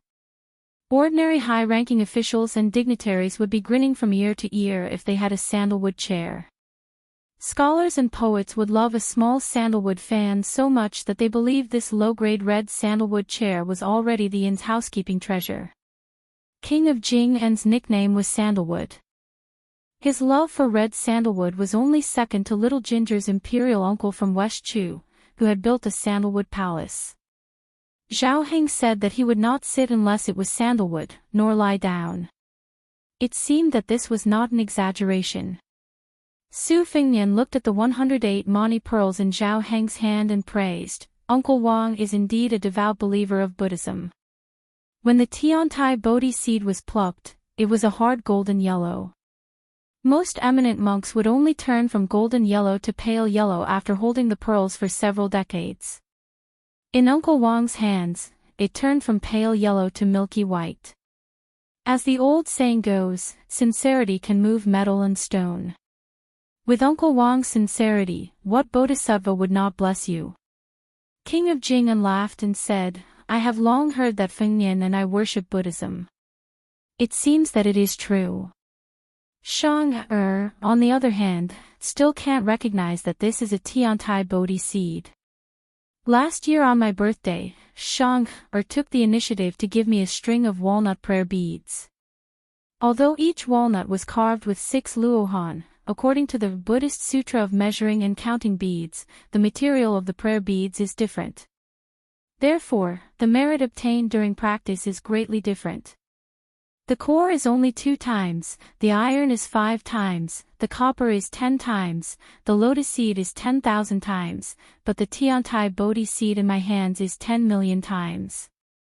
Fengnian, if it were you, would you want the rope used to tie the walnut or the string in Uncle Wang's hands? Su Fengnian was surprised and said, if I remember correctly, the Vajra seed prayer beads are 10 million times the merit, and the Tiantai Bodhi seed is the most superior of all. Zhao Heng's 2 fingers clasped the faded color of the Tiantai Bodhi seed. He squinted his eyes and said with a smile, after all, Uncle Wang is old and always remembers incorrectly. He has to admit that he is old. Princess Jing An's appearance and bearing were like that of an empress. Perhaps she was infected by the harmonious atmosphere, she lost some of her deliberate dignity. 2 slender fingers pinched a page of a book and one hand rested on her cheek as she looked sideways at Su Fengnian. Her eyebrows were naturally charming. It seemed that she was quite curious about His Royal Highness from Beiliang who had come from afar. The junior in front of her could no longer be considered a child. Even in Qingzhou, there were many sayings about him, including the Su family's phoenix who was a prodigal son of the family. Moreover, Xiangfan had been destroyed by Su Shao and Wang Yongming. The majestic city had once become a ghost city. The scholars of Qingzhou knew that they could not convince the king of Beiliang with words, so they took pleasure in wantonly criticizing the hedonistic behavior of the crown prince of Beiliang. Su Fengnian and Princess Pei looked at each other and said with a smile, "Auntie is really beautiful." Princess consort Jean Gan stared blankly for a moment. Zhao Heng gently pinched the prayer beads he was using to suppress his delusional thoughts and took the opportunity to joke, "Your auntie is naturally good-looking. In the year of the phoenix, is there any noble young lady from Qingzhou that you fancy? Uncle Wang can help you snatch her away." Su Fengnian's skin was as thick as the walls of Xiangfan. He climbed up the pole and said shamelessly, "Originally, I was thinking about a Qingzhou lady that I met by chance on the Spring God Lake. What was her name again? I remember now, Lu Xiuer. I think her family's ancestor was the old minister of the Pillar State in the capital. In terms of family background, she could be a good match for me. But after seeing Auntie today, I don't want to think about her anymore." Zhao Heng dismissed it with a smile. Crown Prince Xiao Sun was so angry that his lips were ashen and his entire body was trembling. Fortunately, he was standing to the side with his head down. Next to the king of Jing'an and princess consort, he was very inconspicuous. What followed next was an even more boring chat. Borrowing the momentum of the civil, military, and rouge reviews, there was no lack of topics to talk about. Su Fengnian's eloquence had long been honed by the courtesans of Beiliang to a profound level. It was more than 10 times better than his knife skills. When the king of Jing'an mentioned that the review this time only lacked a general review, he even spoke up for Su Shao, who had humiliated him in the past. This time, the general review did not appear. The reason was that there were no famous generals after the spring and autumn period, and after the spring and autumn period, there were only blue eyes. Since the general review could not produce anything, why would there be a need for another review? However, anyone with a discerning eye could see that this statement greatly praised the current Chancellor Zhang Julu. It almost pushed him to the height of being able to support the country alone. The king of Jing'an and Zhao Heng finally stood up. Su Fengnian gently bowed and said goodbye. When leaving the room, of course, Zhao Heng should be the first.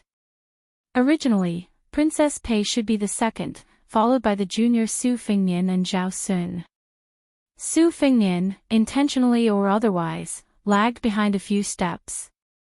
Princess Pei's temperament was indifferent. In addition, the shameless Xiao Sun was in a hurry to escape. Thus, Su Fengnian and Princess Pei walked side by side. When they crossed the threshold, this beauty from a noble family trembled. Her autumn eyes, filled with the aura of Jiangnan, widened. With an expression of disbelief, she looked at the young man who had repeatedly called her aunt. How dare he? Su Fengnian had an innocent expression on his face. He softly said, "Aunt, nephew has chosen a pair of bracelets. In a moment, I will have someone send it to the prince's mansion." Her ears were completely red. She did not make a sound. Her buttocks, which were covered by the brocade robe, felt waves of numbness. How dare he be so licentious and absurd? Chapter 184. When King of Jing and Zhao Heng heard this, he didn't seem to notice Princess Pei's strange expression. He turned his head and smiled. "Fengnian is very considerate." Su Fengnian laughed and said that it was something he should do. He walked them out of the inn and waited until the three of them got on an ordinary carriage. It was obvious that the carriage was quite narrow. The horses were good horses that even wealthy families could afford. Other than the two strong and sturdy attendants and bodyguards, everything was quite plain. This family of three, who was only one step away from owning the imperial palace in the capital, came and went quietly. On the surface, they were full of the Buddhist aura of a believer in Buddhism, the fairy aura of a beauty, and the friendliness of a distant relative. However, who could understand the murderous intent behind each step? Only Blue Bird saw that after leaving the room, His Royal Highness didn't show his back to King of Jing and Zhao Heng. His lapel was already soaked through. The Crown Prince of Beiliang looked at the flying dust at the end of the road and finally turned around peacefully. He ordered Blue Bird to buy a copy of Qingying Study House's version of The First Snow. Then he walked back to the room alone and closed the door. He sat on the chair that was still warm and let out a long breath. He looked at the sandalwood chair and murmured, "In just a few hours, Zhao Heng has already pinched the prayer beads 4 times. Su Xiao was right. This sanctimonious king of Jing'an is as vicious as a woman. Zhao Heng probably doesn't know that I have long known about his secret habit of killing people with each pinch of the prayer beads. The first pinch of the Bodhi beads was because he was surprised that I wasn't as rebellious as the rumors said. He began to suspect that my absurd behavior in Beiliang over the years was because I was pretending to be stupid. Secondly, he was angry that this Shizi's memory was not bad. He clearly remembered what was written in the Buddhist Sutra of measuring pearls and counting pearls' merit and virtue. He was able to see through his deliberate mistakes. The third pinch was to abhor my undisguised desire for Princess Pei. As for the last pinch, it was interesting. He actually crushed a Tiantai Bodhi seed that was as hard as gold and stone. I originally thought that he was going to shed all pretenses of cordiality, but I didn't expect that Zhao Sun's mental fortitude was already so good. This old man is even more experienced and ruthless. It seems that after pretending to cultivate and pray to Buddha for several decades, there are some results. In terms of acting skills, he is indeed better than me." Su Fengnian's words were teasing, but his tone was terrifyingly gloomy. He shook his uncomfortable clothes and leaned against the chair, repeating scene after scene in his mind. He recalled every detail of King of Jing'an's movements, Princess Pei's subtle frowning and relaxing, Zhao Sun's slight raising and lowering of his head. Finally, Blue Bird entered the room with a set of Wang Dongxiang's The First Snow. Su Fengnian took the book, narrowed his eyes, and stood up to change his position. He sat on the chair that Princess Pei had sat on.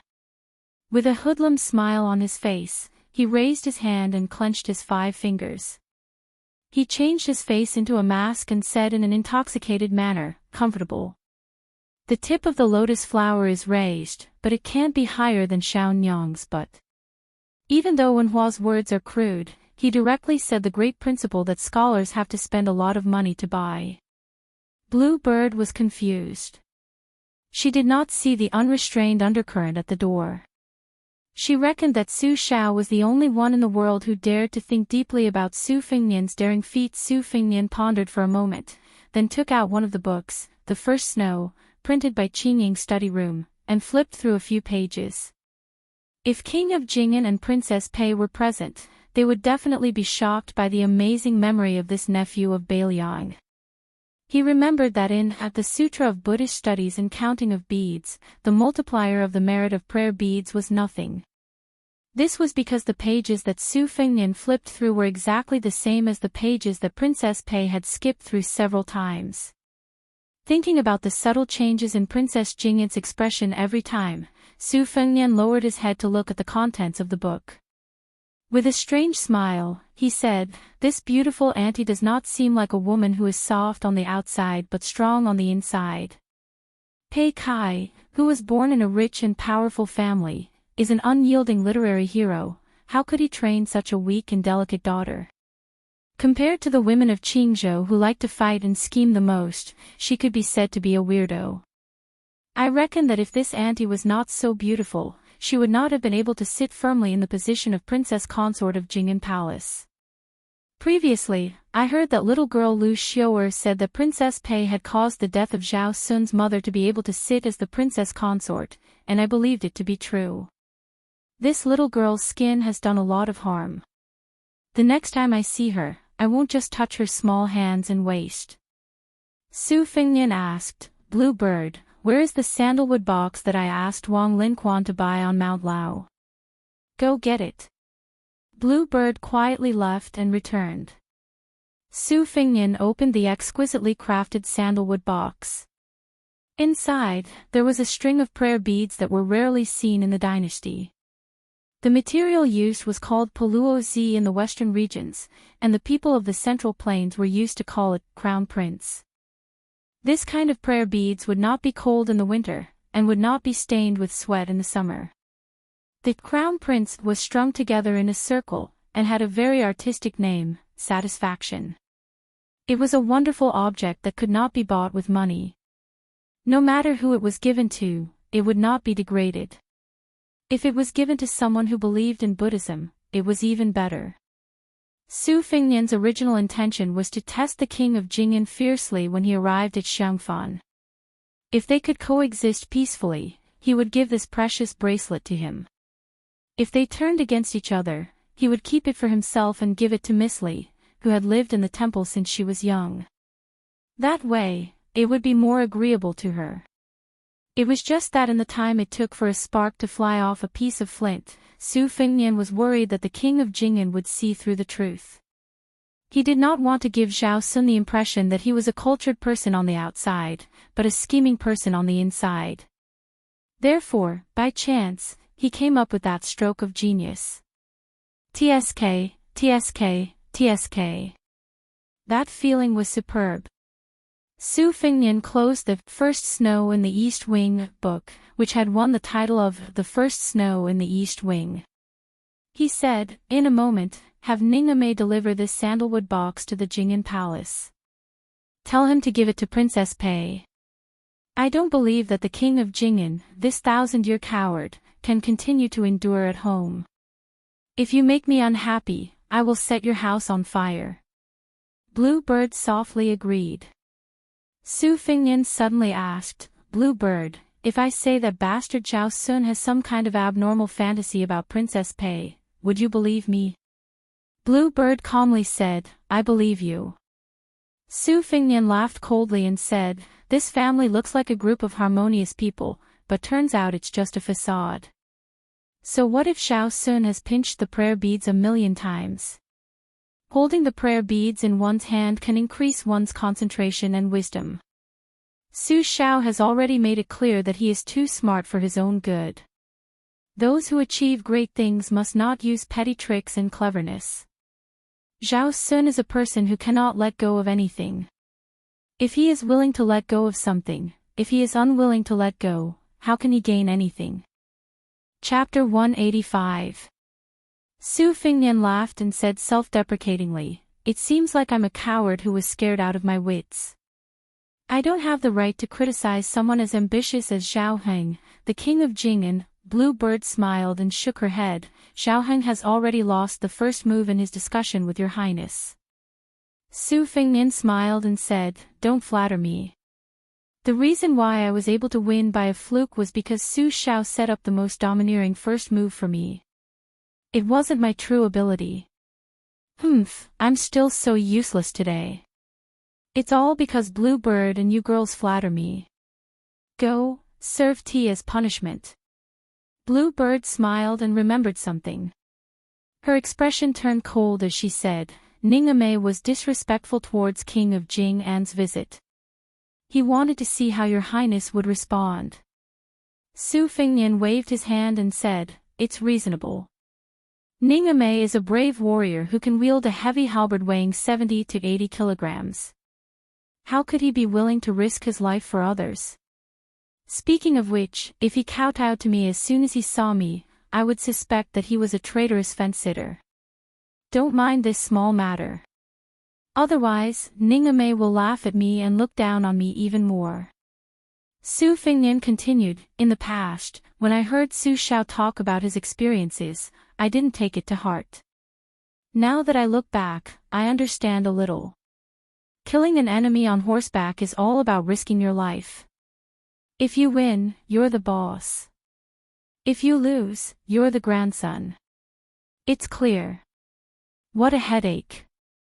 No wonder Su Xiao said that scholars were the most ruthless and merciless when killing other scholars. Zhao Heng is one of the most sinister people. Sure enough, to practice the saber, you need to personally fight with the enemy. To develop shrewdness, you need to fight with masters like King of Jing and to gain experience.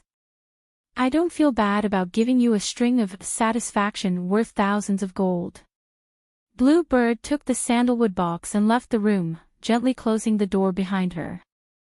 Su Fengnian took the time to quickly read the last book, The First Snow. Every word was like a gem. He really couldn't understand how a 16-year-old girl could write such a vivid essay. It wasn't an exaggeration to say that her writing was ingenious.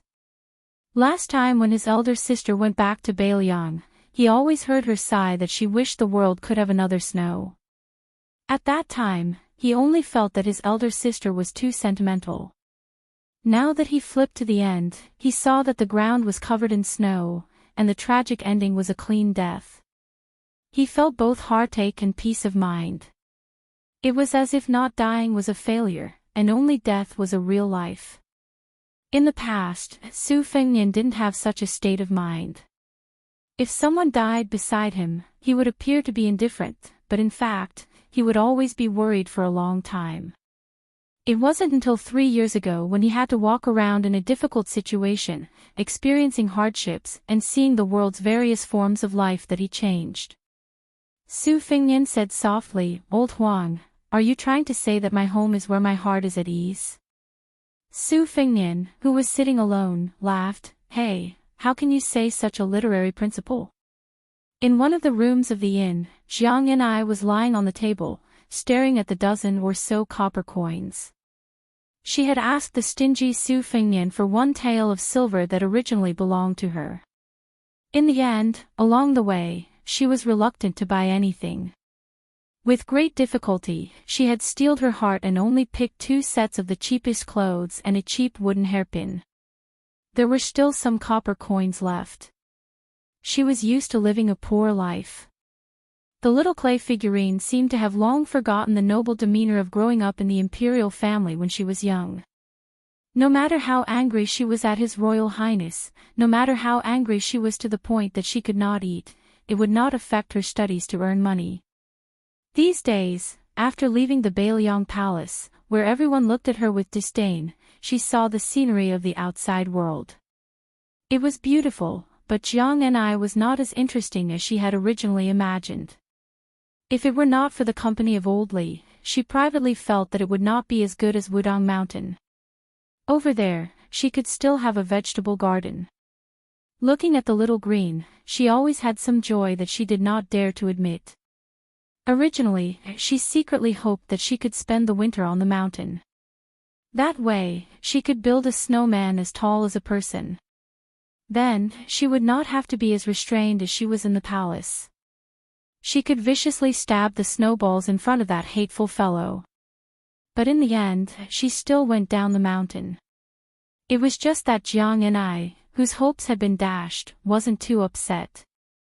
This was his fate, after all. What was there to complain about? The heavens couldn't hear him anyway. Old God of Swordsley came to the house and sat down. He tossed peanuts into his mouth and chewed loudly. Jiang and I was still staring at the copper coins in a daze. He said absent-mindedly, "Left?" Old Manly nodded and said, "Boring. This king of Jing'an isn't a man at all. He's so cowardly even in his own territory. To think that he can hug such a plump and pretty lady and roll around in bed every night. He doesn't even have the slightest bit of heroic spirit." Originally, this old man didn't think much of that Su brat no matter how he looked at him. Today, after seeing the imposing manner of Jing'an and his son, he finally thinks that Su brat is cute. Jiang and I raised his head and glared at him. The old God of Swords smiled embarrassedly. He knew that his words wouldn't be pleasant to the little mud man's ears, so he didn't add fuel to the fire. He was just starting to get annoyed. This old man had already put down his airs and wanted to watch Su Fengnian practice his swordsmanship. This little brat, on the other hand, hadn't done anything for so many days from Mount Lao to Xiangfan. He didn't know how lucky he was. To be able to get a few pointers from this old man. How many people yearned for an opportunity that they couldn't get? Li Chungang was an old fox that couldn't be any older. In fact, he had already guessed some clues. Su Fengnian had a cautious personality. To put it nicely, he had an outstanding temperament. To put it bluntly, he was as timid as a mouse. For the sake of the imperial court, he could resist getting close to women. For the sake of secrecy, he wouldn't easily reveal his swordsmanship in public. Occasionally, Li Chungang really wanted to use his finger to fiercely poke the brat's forehead and ask him if he was happy living like this. He was clearly a master who could cross the river no matter where he went, but what difference was there between him and a scoundrel struggling at death's door? Jiang and I sighed and said, "That Sister Guanyin outside the city is so beautiful. The one today is also very beautiful." The old God of Swords laughed and said, "Little Jiang and I isn't any worse than them. In another 2 years you'll be even more beautiful. It's fine as long as a woman is young. This old man dares to say that they're all jealous of you." Jiang Ni's eyes lit up and asked, "Really?" The old man rolled his eyes and said, "Why would this old man lie to you?" Jiang and I immediately squinted his eyes and smiled. The 2 little dimples on his cheeks made even the old God of Swords want to go drink. The old man was somewhat helpless. Jiang and I carefully put away the copper coins like a miser. He jogged to the bookcase and picked up a secret manual. Fine, he was obediently reading and earning money again. As a result, the old God of Swords felt even more helpless. Chapter 186. The carriage coming out of Jing and Palace looked simple and crude, but in fact, it was a world of its own. The interior walls were made of high-quality sandalwood, and there was a gold-plated sandalwood incense burner with a fine jade base. After Princess Pei boarded the carriage, she placed the book, The First Snow, on the table, crossed her legs, and rested her plump buttocks on them. She skillfully reached out to burn the sandalwood incense. The king of Jing'an, Xiao Heng, and the crown prince, Xiao Sun, sat facing each other. Xiao Heng closed his eyes and turned the prayer beads that only had 107 Bodhi seeds left. No matter how important the matter was, the king of Jing and would always finish chanting before opening his eyes. Even though he knew that his father was meditating like an old monk, Xiao Sun still only dared to glance at his nominal mother out of the corner of his eye. After a complicated glance, he looked away and did not dare to look again. The king of Jing enchanted hundreds and thousands of times. When he opened his eyes, they were already near the palace. He said calmly, do you know your mistake? Zhao Sun, who was sitting upright and still, said guiltily, I know my mistake. Zhao Heng did not pursue the matter. He lifted the curtain and looked out of the carriage. He said indifferently, I can't see through that child. It's all because of this king's superfluous actions that he made a wrong move. At this point, the king of Jing Han's face darkened. He glanced at the submissive Princess Pei. Seeing that she did not respond like a marionette, he became more and more annoyed. He clenched the prayer beads, took a deep breath, and turned to Zhao Sun. He said, at the spring lake, you wanted to take advantage of the chaos to kill him and shift the blame to the descendants of the Green faction. You had the idea, but you are still not good enough to judge the situation. Who is Su Fengnian? Lame Su is counting on him to carry Beiliang for the rest of his life. Did you really think that a few slaves, Ningame, and 100 cavalry would be enough? You are underestimating Jiang Hu. Without that old warrior surnamed Li, Su Fengnian would have died many times over. Zhao Sun lowered his head and said, Father is right. Zhao Heng frowned, suppressing the irritation in his heart that could not be overcome no matter how much he chanted. He waved his hand to disperse some sandalwood that smelled too much as bad as not enough. Slowly, he said in a low voice, the capital is very lively. Lame Su is most likely about to fulfill his wish and obtain a hereditary title for his son. However, it is highly likely that he will not be able to keep the title of pillar of the state. Not only that, Gu Jintang's journey north to the two Liao provinces was originally because that person in the imperial palace forced Lame Su to declare his position. Beiliang's 300,000 iron cavalry's foundation in the two Liao provinces, Lame Su will have to obediently uproot it himself. Beiliang still appears to be impregnable, and Zhang Baiyan may withdraw when he sees the opportunity. However, the remnants of the fallen state will probably make a move to beat a drowning dog. I just don't know how much of Lame Su's flesh will be bitten off in this dog-eat-dog show. These old dogs, who are number one in the world in fishing for fame and reputation, only have this much prospects in use.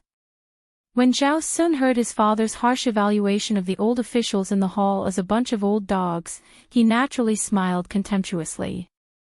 Only then did he recover the bearing of a vassal king and his royal highness should have. The dynasty originally had 13 provinces. Although they were now living in harmony with the people of 17 provinces of the 8 kingdoms of spring and autumn, how could they not have a natural sense of superiority in their hearts? If the common people were like this, then Zhao Sun and this small group of top-notch royal family members who rightfully regarded the whole world as their own private property. Furthermore, of the 6 vassal kings including Zhao Heng, except for the most useless Duke of Huainan, the rest had all participated in the War of Spring and Autumn. Each of them had their own military exploits. After the war ended, which vassal king's manor did not have a few concubines and princesses of the dead emperor as concubines and servants? Duke of Guangling even had an empress and 2 imperial concubines. Since that was the case, what status did the remaining elders of the 8 kingdoms have in their eyes? Even if you were resourceful and had a splendid military exploits, who would be foolish enough to worship you like a bodhisattva?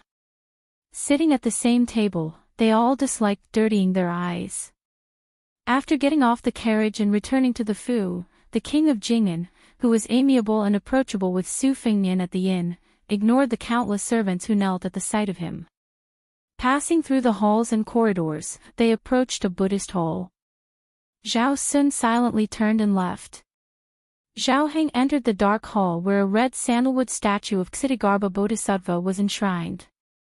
Princess Pei hesitated and was about to turn when the prayer beads in Zhao Heng's hands, which were already missing a Bodhi seed, suddenly broke. The beads fell onto the white jade floor of the silent hall with an ear-piercing sound.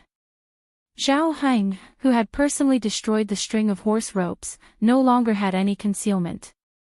With a ferocious expression, he stared fixedly at Wang Fei.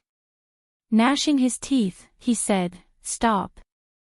Shameless thing, if you speak a few more words with that bastard Lame Su, will you even lose your soul?"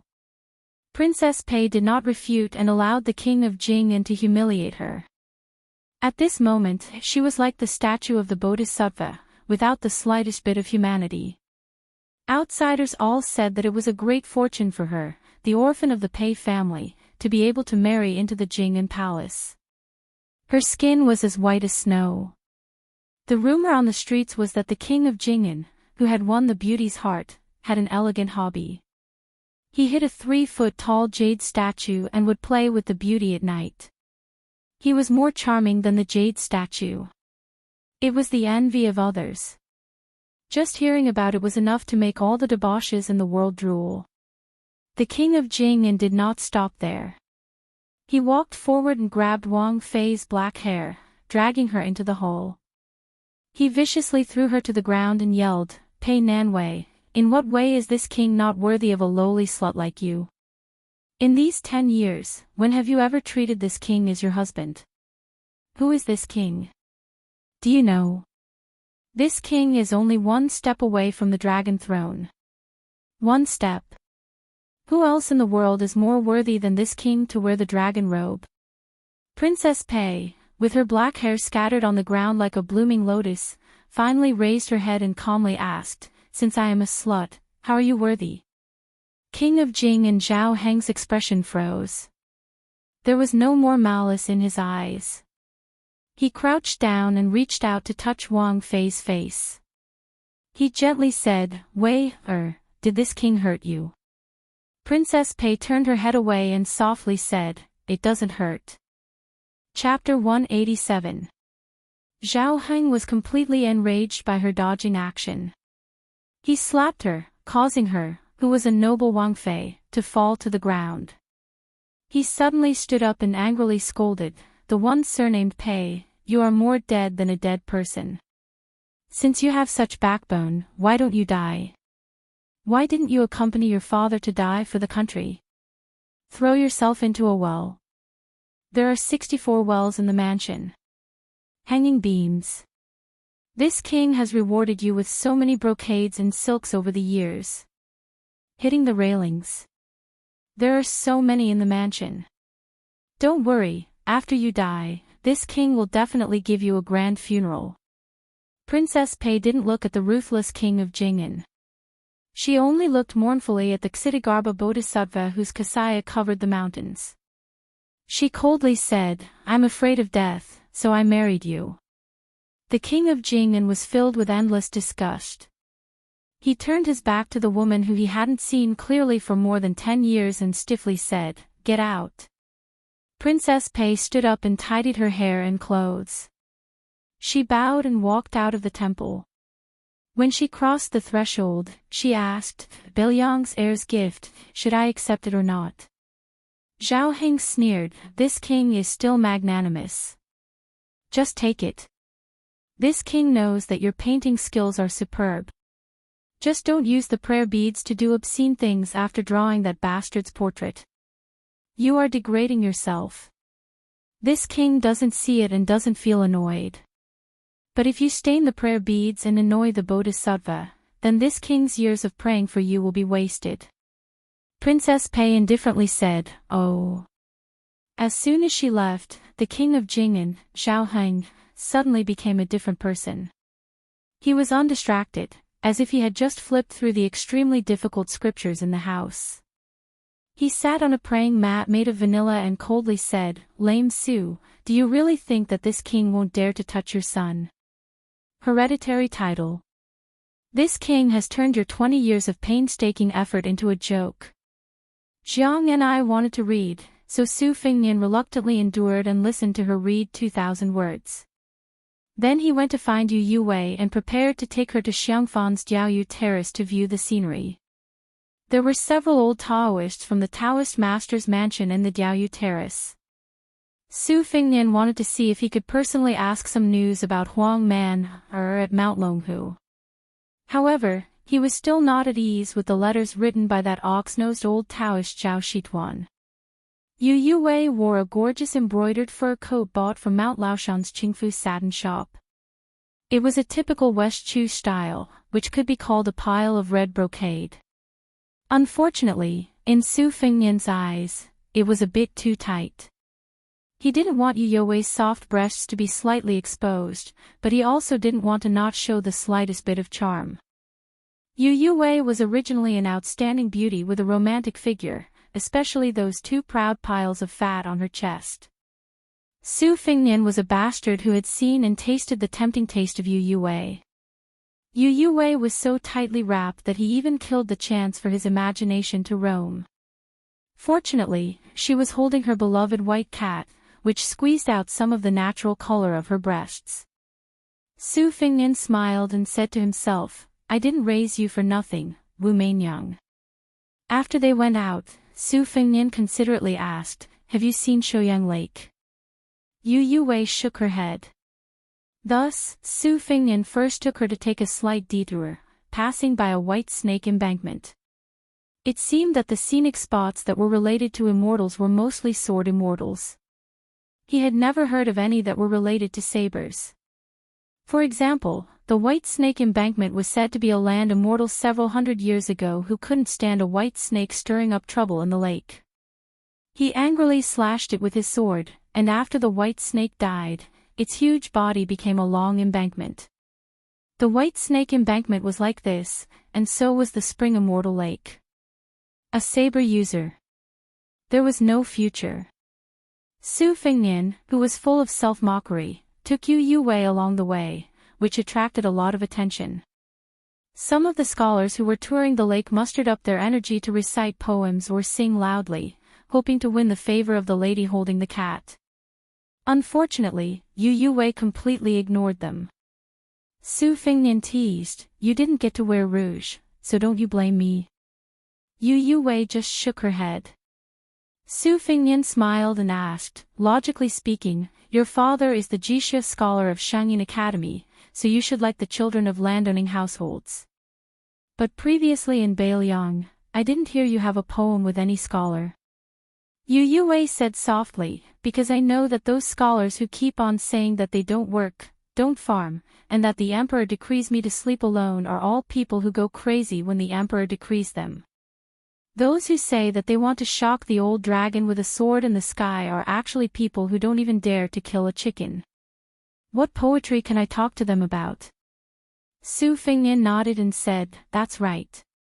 They can't compare to me, a vulgar guy who openly spends money to buy literature. Otherwise, why do they say that men only speak 30% of their words, and leave 70% to conquer the world?" Yu Yue lowered her head and didn't say anything. After slowly walking out of Shouyang Lake, Su Fengnian rode on the horse that Lu Qiantang had brought over. There were only 5 horses in total, and he didn't give Yu Yue a chance to ride alone. After getting on the horse, His Royal Highness hugged the beauty, and the beauty hugged the white cat. They became a beautiful sight on the street. When he rode to the city gate and went up the city tower, he found out that the old Taoist priests of Mount Longhu who were guarding the fishing tower had already left Xiangfan. It turned out that the heavenly talisman had already burned itself. No wonder the people of Xiangfan were so happy. Su Fengnian climbed up the fishing tower, and no one dared to stop him. After entering the towering city tower, Su Fengnian sized up the layout of the city while Yu Yue looked at the vast spring lake.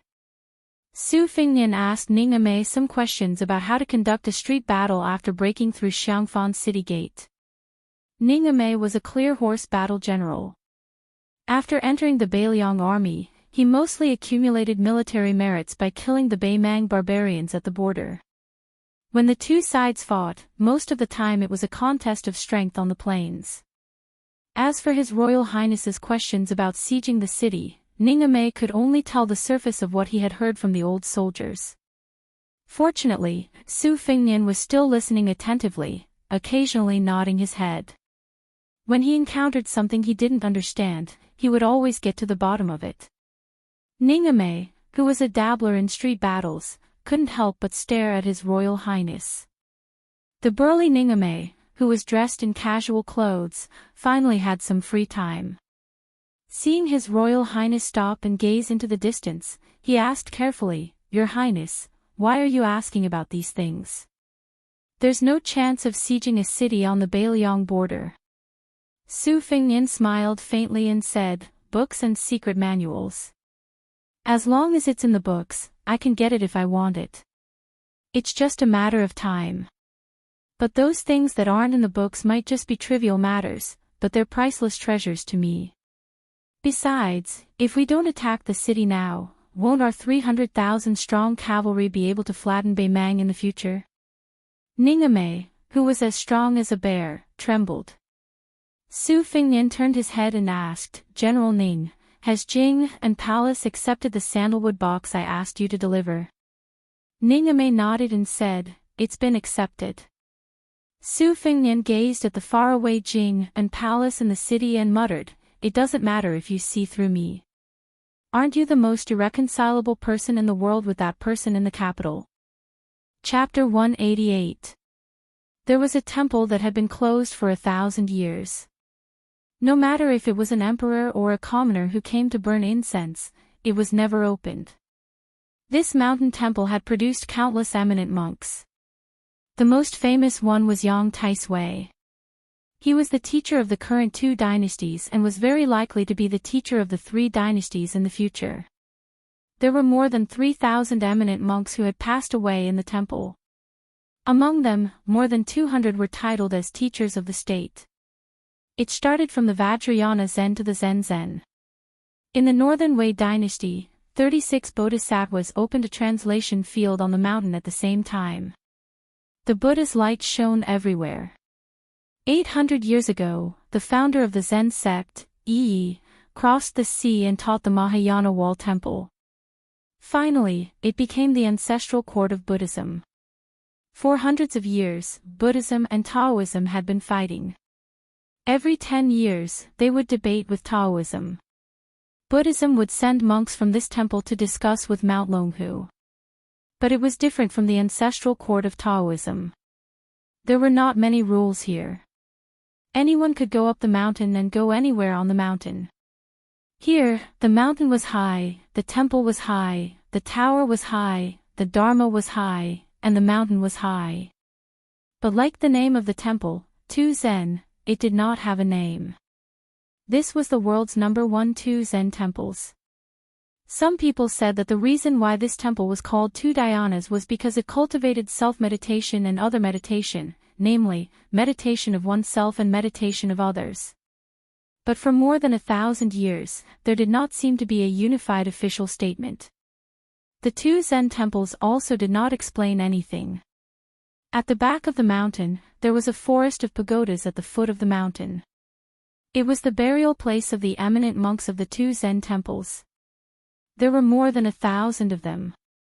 The size of the pagodas were different. The 2 Zen temples did not intend to make this a forbidden area. But the believers were devout and did not dare to set foot here. Over time, very few people came here to observe. There was 1,000 Buddha hall at the edge of the forest of pagodas. The walls were painted with hundreds of meters long fist manuals. There were 108 potholes on the floor. It was said that they were the footprints of Luohan. Thousands of people came to see thousands of fists. Therefore, it was praised that the world's fists were called 2 Zen.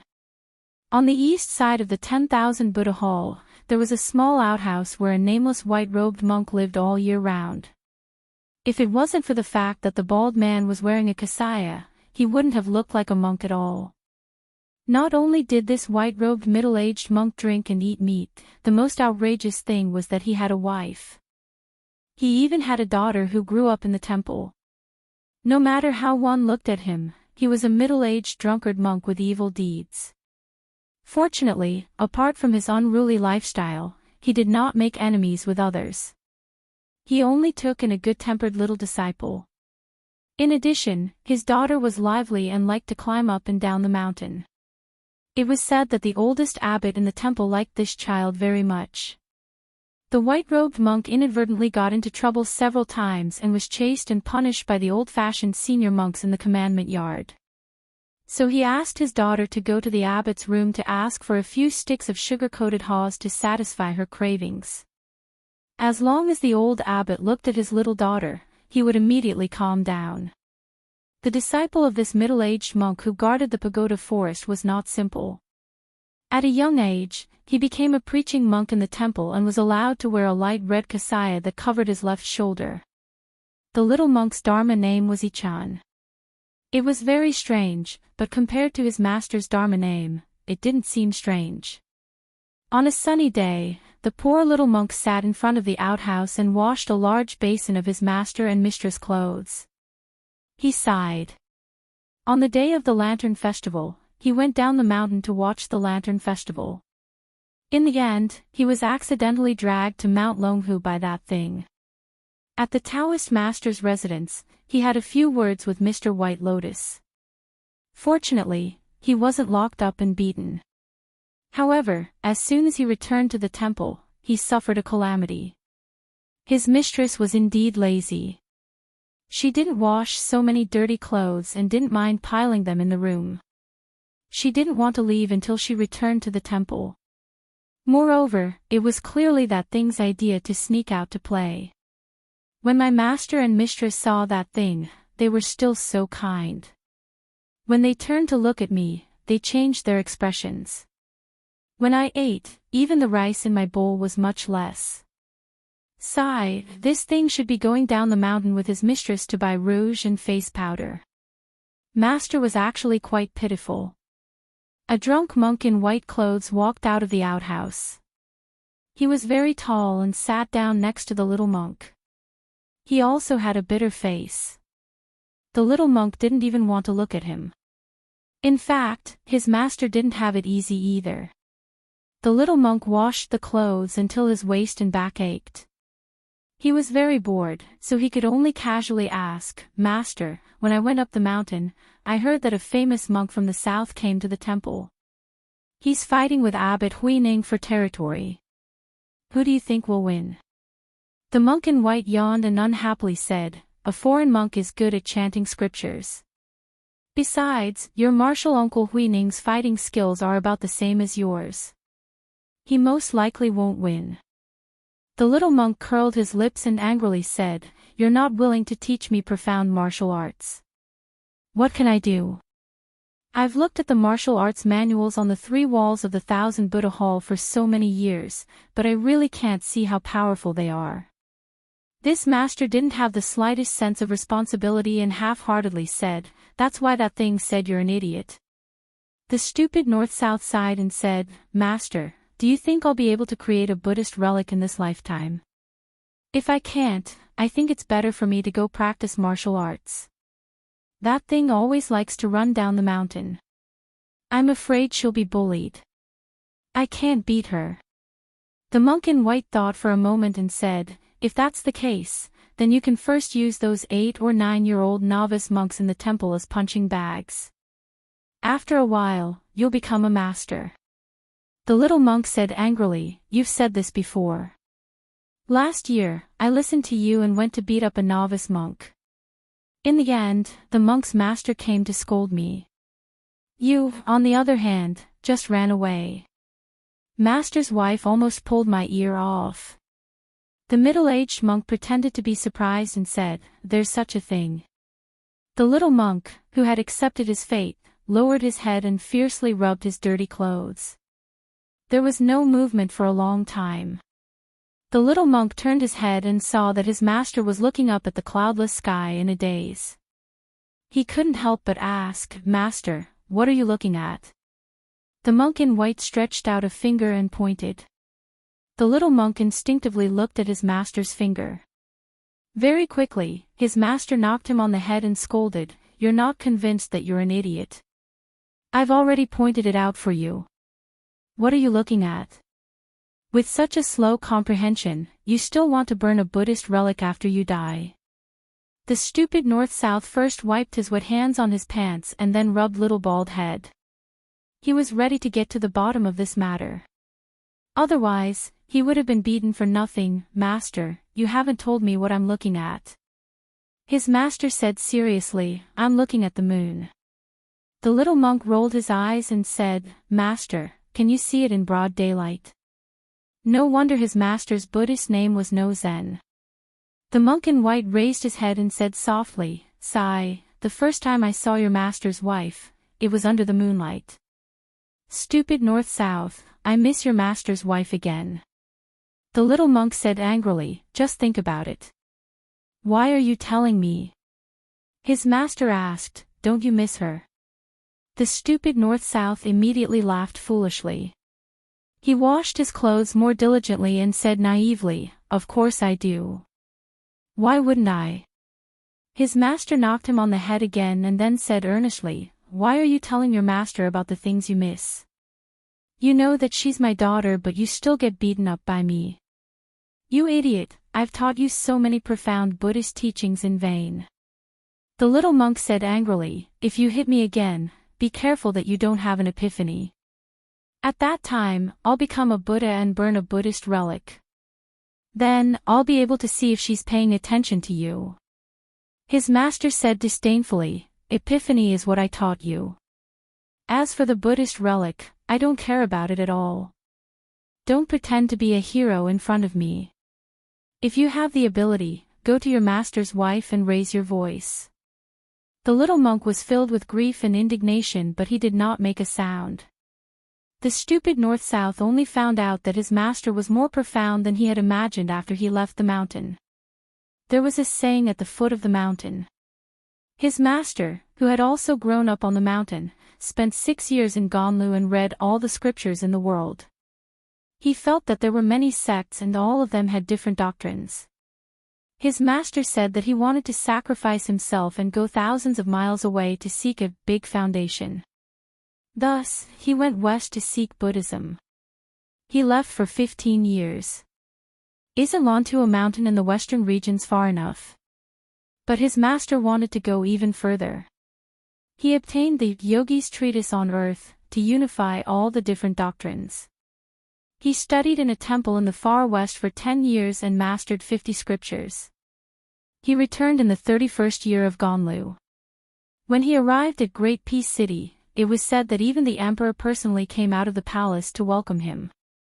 There were hundreds of thousands of spectators lining the streets, fighting to see the white-clothed monk. Thus, there was a snow pavilion in the temple. The late emperor personally wrote the words "White Snow Heart Reflecting Pearl." If he only came here, the little monk, stupid north-south, would definitely feel like he was listening to a story. Later, his master brought up the idea of becoming a Buddha on the spot in the temple. This was contrary to the orthodoxy of Zen. As a result, his master's 15-year journey became a farce and he was almost chased out of the 2 Zen temples. His master's so-called every action is in the Taoist field, whether it is the heart or the feelings, all return to the sea of nature, was only slightly recognized in recent years. No matter what, the scene of hundreds of thousands of people kneeling and worshipping Buddha together in the capital was no longer there. Fortunately, his master had one thing that the little monk admired. No matter how the people at the foot of the mountain looked at or refuted him, it was not as effective as a single word from his master's wife. The white-clothed monk smiled and said, "Stupid north-south, your master is no longer in the mood to compete with others. I'll rely on you to carry forward the concept of epiphany." The little monk said nervously, "Master, don't. You have your master's wife, but don't I have my master's wife? Most likely, I won't be able to take care of your Zen." The white-clothed monk looked a little annoyed. He touched his big bald head and laughed, "I really envy you, stupid. Your master has no Zen to talk about." The little monk sighed. His master said softly, "It's going to rain. It's going to be sunny. It can't be, right? It's going to rain." "Master. Why do you always say such nonsense? Aren't all the Dharma in the scriptures like this? Keep your voice down. If the abbot hears you, he'll deduct our copper coins again. Tacky. You want to burn a Buddhist relic like this? What's wrong?" "I want to become a Buddha because I don't have money to buy my master's rouge. Otherwise, why would I burn myself to ask for a Buddhist relic?" Chapter 189. Oh, not bad, not bad. You have the ability to comprehend and have a good foundation. You are indeed my disciple. Master, if that's the case, why don't you help me wash some clothes? You're asking for a beating. Hutting County in Gangnam-do was not famous for its plump lotus peony, but for a dissolute widow with the surname Su. She had married from Bailiang and had cursed 2 of her husbands to death. Both of her husbands were top-notch nobles in the area. One of them was ranked 2nd in the imperial examination and had passed away in the imperial examination. It was supposed to be a joyous occasion, but he had died an unnatural death. The other one was not bad either. He was ranked 3rd in the imperial examination and had also passed away suddenly after marrying the widow surnamed Su. Therefore, people in Gangnam-do jokingly asked if the next top scorer would be the one to suffer. However, this widow had recently hooked up with a scholar from Jiangxin County next door. That man was the son of an elegant official in Gangnam-do. His father's generation were all literary heroes. This man's surname was Lu Lighting, also known as Mr. Qingjai. At the age of 14, he could compose beautiful poems and was proficient in voice and rhythm. He was especially immersed in playing the zither and was famous for his culinary skills. He had a unique style among the scholars in Gangnam-do. His first wife was also from a big family and had both integrity and talent. However, after meeting the widow, Lu Lighting went crazy and wanted to divorce her. Originally, it was just a matter between 2 families. At most, it would be a joke in Gangnam-do. However, for some reason, Lu Lighting's wife had an inextricable relationship with an imperial concubine in the capital. That imperial concubine was extraordinary, and the precepts for women, that all women in the world had to read, was written by her. When such a scandal reached the ears of the imperial concubine in Gangnam-do, she naturally flew into a rage. This imperial concubine was extremely favored in the imperial palace and was even treated as a sister by Empress Zhao. Therefore, when she frowned, it was not too far off from the anger of the emperor. Therefore, the high-ranking officials in Gangnam-do no longer dared to have any thoughts of watching the drama and braced themselves to denounce her.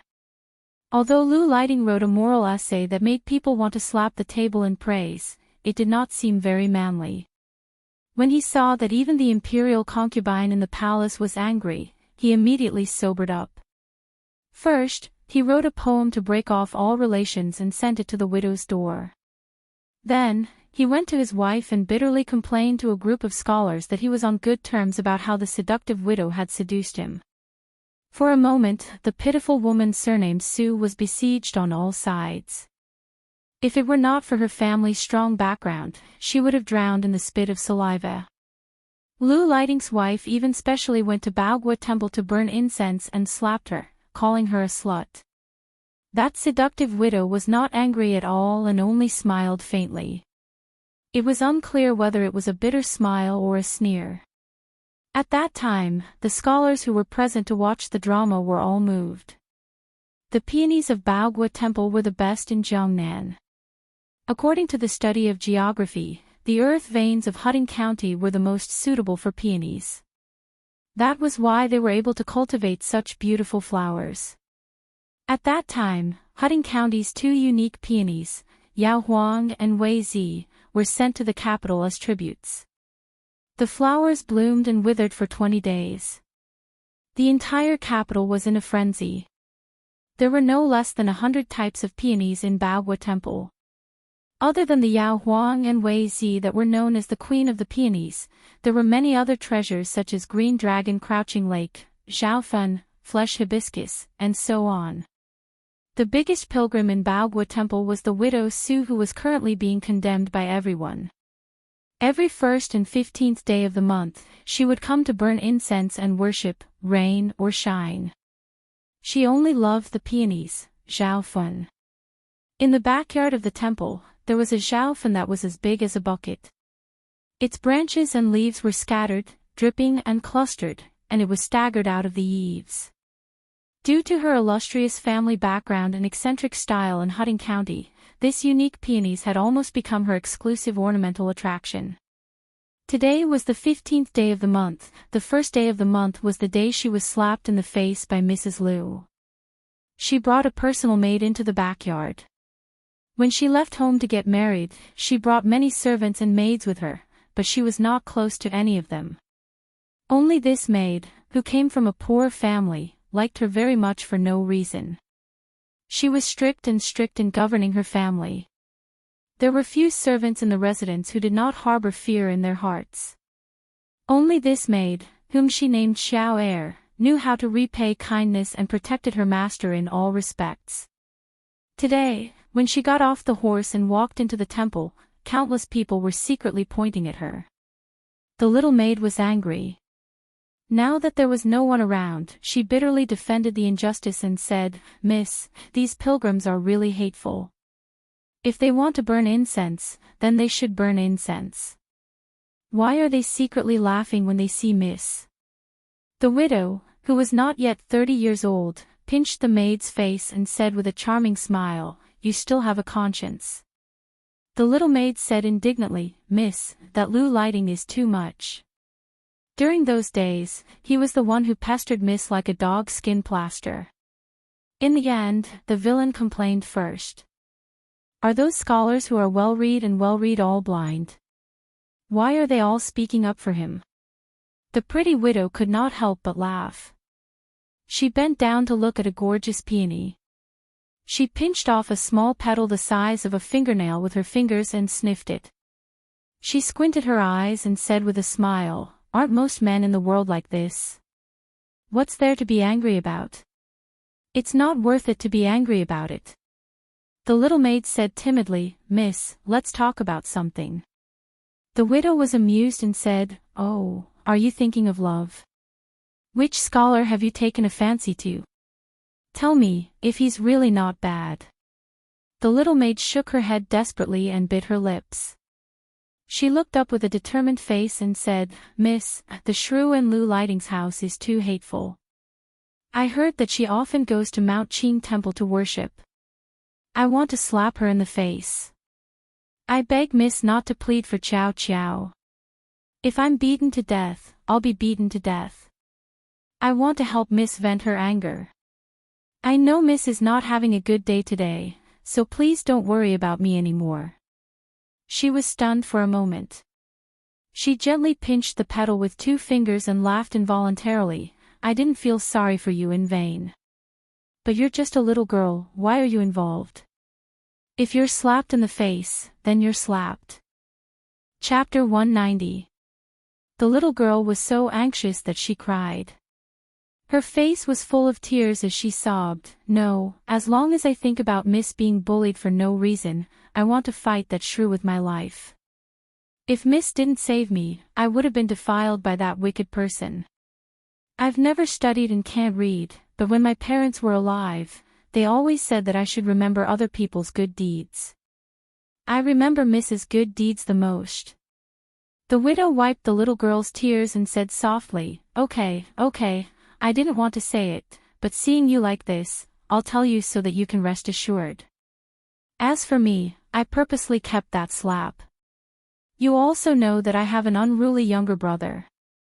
He's very busy on this trip. Originally, I wasn't sure if this younger brother would first visit his second sister or come to Hutting County to visit me, his eldest sister. If he heard about this slap, wouldn't he have rushed over to my place? His second sister cares about the world and doesn't care about this. I can't do that. I always like to fight. It's rare that I don't suffer in life. This is one of my few pleasures." The little girl nodded vigorously and said, "Yes. I know that Mrs. younger brother is Bailiang, His Royal Highness. The servants in the mansion always like to whisper about His Highness, but every time they see me, they shut up." The widow rubbed the little girl's ears and said with a smile, "With you as my ear, who in the mansion dares to gossip? If I find out, won't they be skinned and have their tendons pulled out?" The little girl finally smiled through her tears. Her miss seemed to be in a good mood every time she talked about His Highness. The widow's brows really relaxed a bit. She said with a smile, "My younger brother has been good-looking since he was young. We don't plant many peonies at home, but every time the flowers bloom, I'll take him to admire the flowers. I pick them and put them on his head. He's prettier than a girl. Unfortunately, it's going to rain in a few days. I don't know if he can make it in time." The little girl wiped her face with her sleeve and said innocently, "The Bodhisattva will definitely protect Miss from the rain." The widow whispered softly, "Little girl, how can you understand the pain of the heartless wind and rain breaking up a romantic romance?" The little girl, who couldn't hear clearly, asked curiously, "What did Miss say?"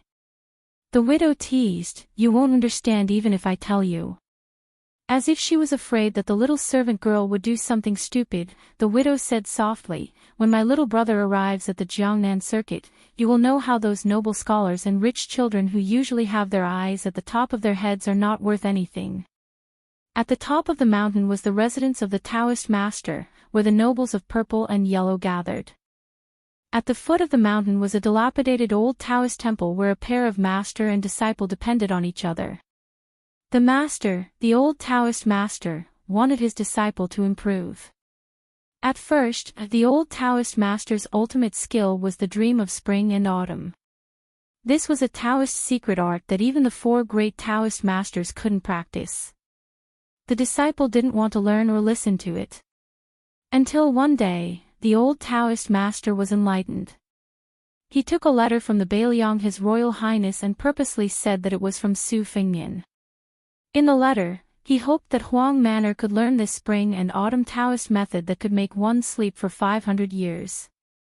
As a result, he did it by accident.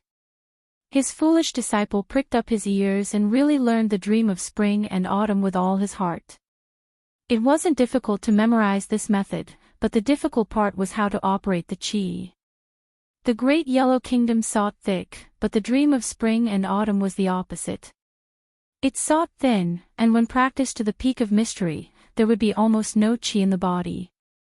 The reason why the old Taoist master valued his disciple Su Longxiang and humbled himself to beg the king of Bailiang was because Su Longxiang was born with great strength and was in the terrifying Vajra realm. If he learned the dream of spring and autumn, he would be like a tiger with wings. How could the old Taoist master, Zhao Shituan, not hope that there would be a second Qi Xianzhang on the mountain? As for whether Su Longxiang came from the Taoist master's residence, Zhao Shituan didn't care at all. In this life, there were many people from the Taoist master's residence who called him a traitor. In the past, it was Su Longxiang who refused to learn. As his master, the old Taoist priest had a headache. But now, the old Taoist priest Zhao still had a headache. That kid had gone berserk. He was half asleep and half awake 24 hours a day. This spring and autumn dream was simply tailor-made for Su Longxiang. The old Taoist master could have squatted with his disciple to watch the ants or the stream. Even if they couldn't talk, at least he had a companion to listen to his nagging. But now, the old Taoist master had nothing to do and was too bored. He could only count on his fingers to calculate when His Royal Highness would come to Mount Longhu. The old Taoist master, who had an extremely high seniority and an extremely strange temper, was squatting by the Green Dragon stream in a daze. He was fretting over why he couldn't see the beautiful girl on the raft. The disciple who never spoke walked out of the Taoist temple for the first time and squatted by the side. The old Taoist master, who was incomparably gratified, laughed and said, "My disciple, you've finally come out to take a breather." As expected, there was no response. The old Taoist master said to himself, "I've been pursuing the Tao all my life, but I can't see it clearly. I feel like it's covered by clouds and mist. In the end, when I see you, I realize that this Tao is not Tao." Su Longxiang just stared blankly at the stream. The old Taoist master sighed and said, "One day before we go down the mountain, I'll take you to see an old senior. It'll be enough if you can withstand 100 moves." Huang Manor plucked a leaf and handed it to his master. The old Taoist master took the leaf and smiled bitterly. Your disciple, I don't know how to whistle. Huang Manor, do you miss your brother? The dazed Su Longxiang actually smiled and nodded. The old Taoist master felt a little sad. Your brother will arrive when there are hawthorns on the mountain. Although the old Taoist master had heeded Bailiang's advice to dress up properly before going down the mountain, and had even specially borrowed a Zhong Kuei peachwood sword from his disciples, he was still a mess on the mountain. The straw sandals he wore were made by himself, and his Taoist robes were tattered and covered in dust. At this moment, Huang Manor lowered his head and stretched out his withered arm to pat the dust off the old Taoist master's body. The old Taoist master, who had no wife, no children, and no grandchildren for the sake of the word Tao, was stunned on the spot. In an instant, tears streamed down his face. Chapter 191. Su Fingyan left Jiaoyu Terrace and wandered around the city with Yu Yue. He saw an alley crowded with people, and there was no lack of young scholars in green robes. As he walked closer to take a look, he found that they were gambling on chess. There were people squatting, sitting, and standing. Su Fingyan then remembered that other than Xianghua Alley being a money-squandering den in Xiangfan, this Yongzi Alley was also quite famous. The people sitting against the wall in the alley were all nogi with chess pieces and chess boxes. They used the strength of their chess skills to bet different amounts to lure tourists and chess addicts who were itching to play. This kind of game was naturally difficult to attract the attention of the chess masters, but it was the best way to waste the time of the common people and poor scholars. In addition, the bets were usually no more than a dozen copper coins, so it could be considered a small gamble to entertain the mood. Su Fingyan smiled and took a bite of the marinated beef wrapped in oiled paper. In the past, he was penniless and hungry, so there was a period of time when he gambled in the alley to earn money. With his chess skills trained by scholarly Yi Shan and Su Weisheng, it was not difficult for him to win. However, there were often people of the same trade who had to make a living. Those who were reasonable would mind their own business, but those who were unreasonable would use the fact that they were locals to drive His Royal Highness away. In addition, there were rules to winning chess. One could not kill the dragon easily, but one had to keep a sense of propriety and win a few pieces. Otherwise, if the opponent was defeated, they would not be willing to continue playing chess. This was the vulgar truth that Su Fingyan was forced to slowly understand. His Royal Highness had LV Yangshu and the other two stand further away, leaving only Ningame standing behind him. He pulled Yu Yue and found a gap to make use of. The player who placed the bet was a young man who looked like a down-and-out student. His clothes were mended and his shoes and socks were white. In front of him, there were 10 chess pieces placed on the chessboard. This meant that if the player who placed the chess pieces lost, he would have to pay 10 sets of money. Usually, only 2 or 3 chess pieces would be placed on the board. It was rare to see 5 chess pieces. It could be seen that this nogi was quite confident. Su Fingyan squatted down and was hesitating whether he should take out a few copper coins to place his bet. When he looked up, he saw that the player was blind. How could he play this game? As if accustomed to this situation, the blind player warmly said, "It's okay. When I hear the sound of a chess piece being placed, I will know where to place it." Su Fingyan nodded and said, "I'll place a bet of 10 copper coins." The blind player took out his money pouch from his sleeve and weighed it in his hand. With an ashamed expression, he said softly, "Young master, if I lose, I will owe you 16 copper coins. If you don't mind, I have a chess manual that has been passed down from my ancestors. It should be worth that amount." Su Fingyan smiled and said, "Okay." Su Fingyan didn't really care about chess manuals. There were countless chess manuals in the Tide Listening Pavilion that could make famous chess players go crazy, such as the Peach Blossom Spring Chess Manual, the Exquisite South Sea Game Manual, the Immortal Bestowment Manual, and so on. His Highness could pile them up into a small mountain, let alone now that the chess board had turned from 15 to 19. Usually, the older a chess manual was, the less valuable it was. Generally speaking, the strength of the muscles in the hands of ancient and modern chess players was getting stronger and stronger. The blind player, who was sitting cross-legged against the wall, had a box of black chess pieces under his knees. He spread out his hand slightly and gestured for Su Fingnian to go first with white. Although this nogi was dressed shabbily, his bearing was not to be underestimated. His every move revealed the refined and ancient style of a true aristocratic family. Before the official match, both sides would place 2 chess pieces on opposite sides of the board, which were called positions. These were the positions of ancient chess pieces. To a large extent, they limited the advantage of going first. Moreover, they were destined to fight fiercely in the middle of the board. Su Fingnian passed the marinated beef to Yu Yue and took the lead to place a 3-6. This position was rated as the best aggressive position by the self-proclaimed Huang Sanjia Grandmaster, Huang Longshi. The young blind player's expression was calm. Indeed, he could distinguish positions by listening. The black chess piece was placed with a 9-3 and was in a stalemate with the white chess piece. Following that, each of the 9 black and white chess pieces were placed with the same style as their predecessors. Yu Yue's father, who was watching from the side, was once an illustrious chess master in West Chu. When he was studying at Shangyin Academy, he was only defeated by Huang Longshi, who was said to have unparalleled battle prowess. Since young, she had been influenced by her father's chess style. Naturally, she was proficient in chess theory.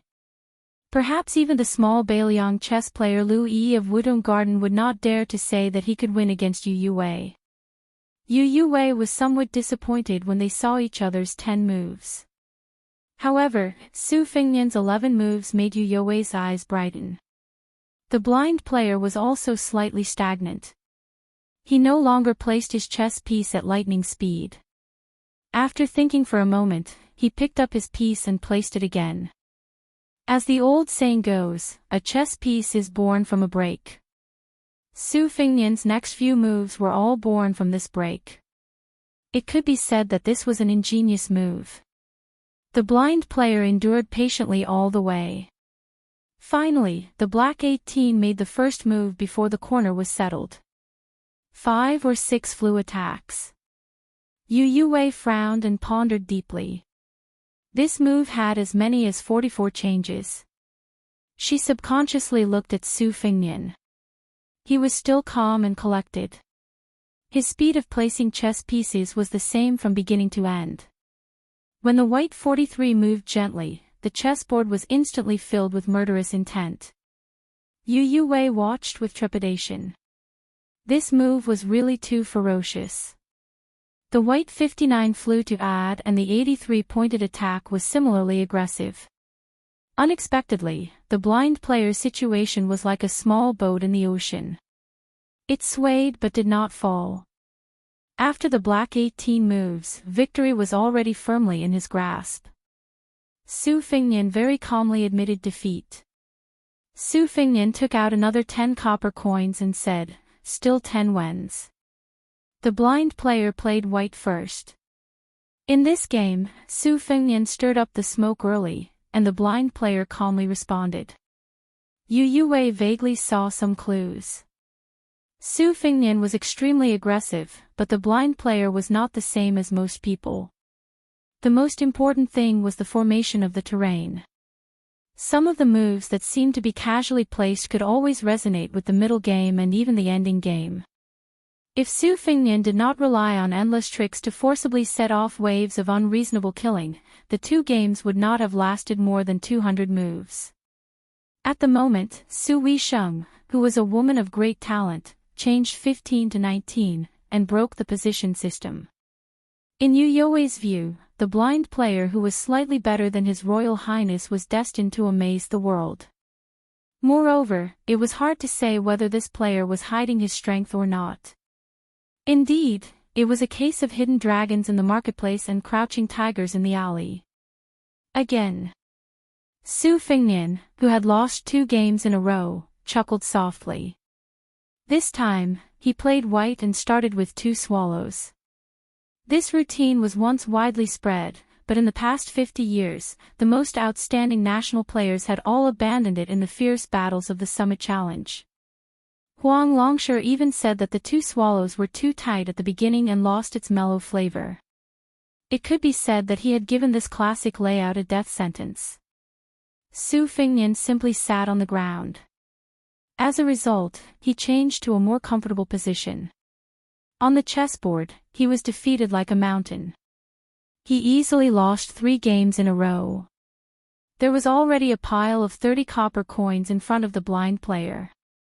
Su Fengnian raised his head and looked at the sky through the eaves of Yongzi Alley.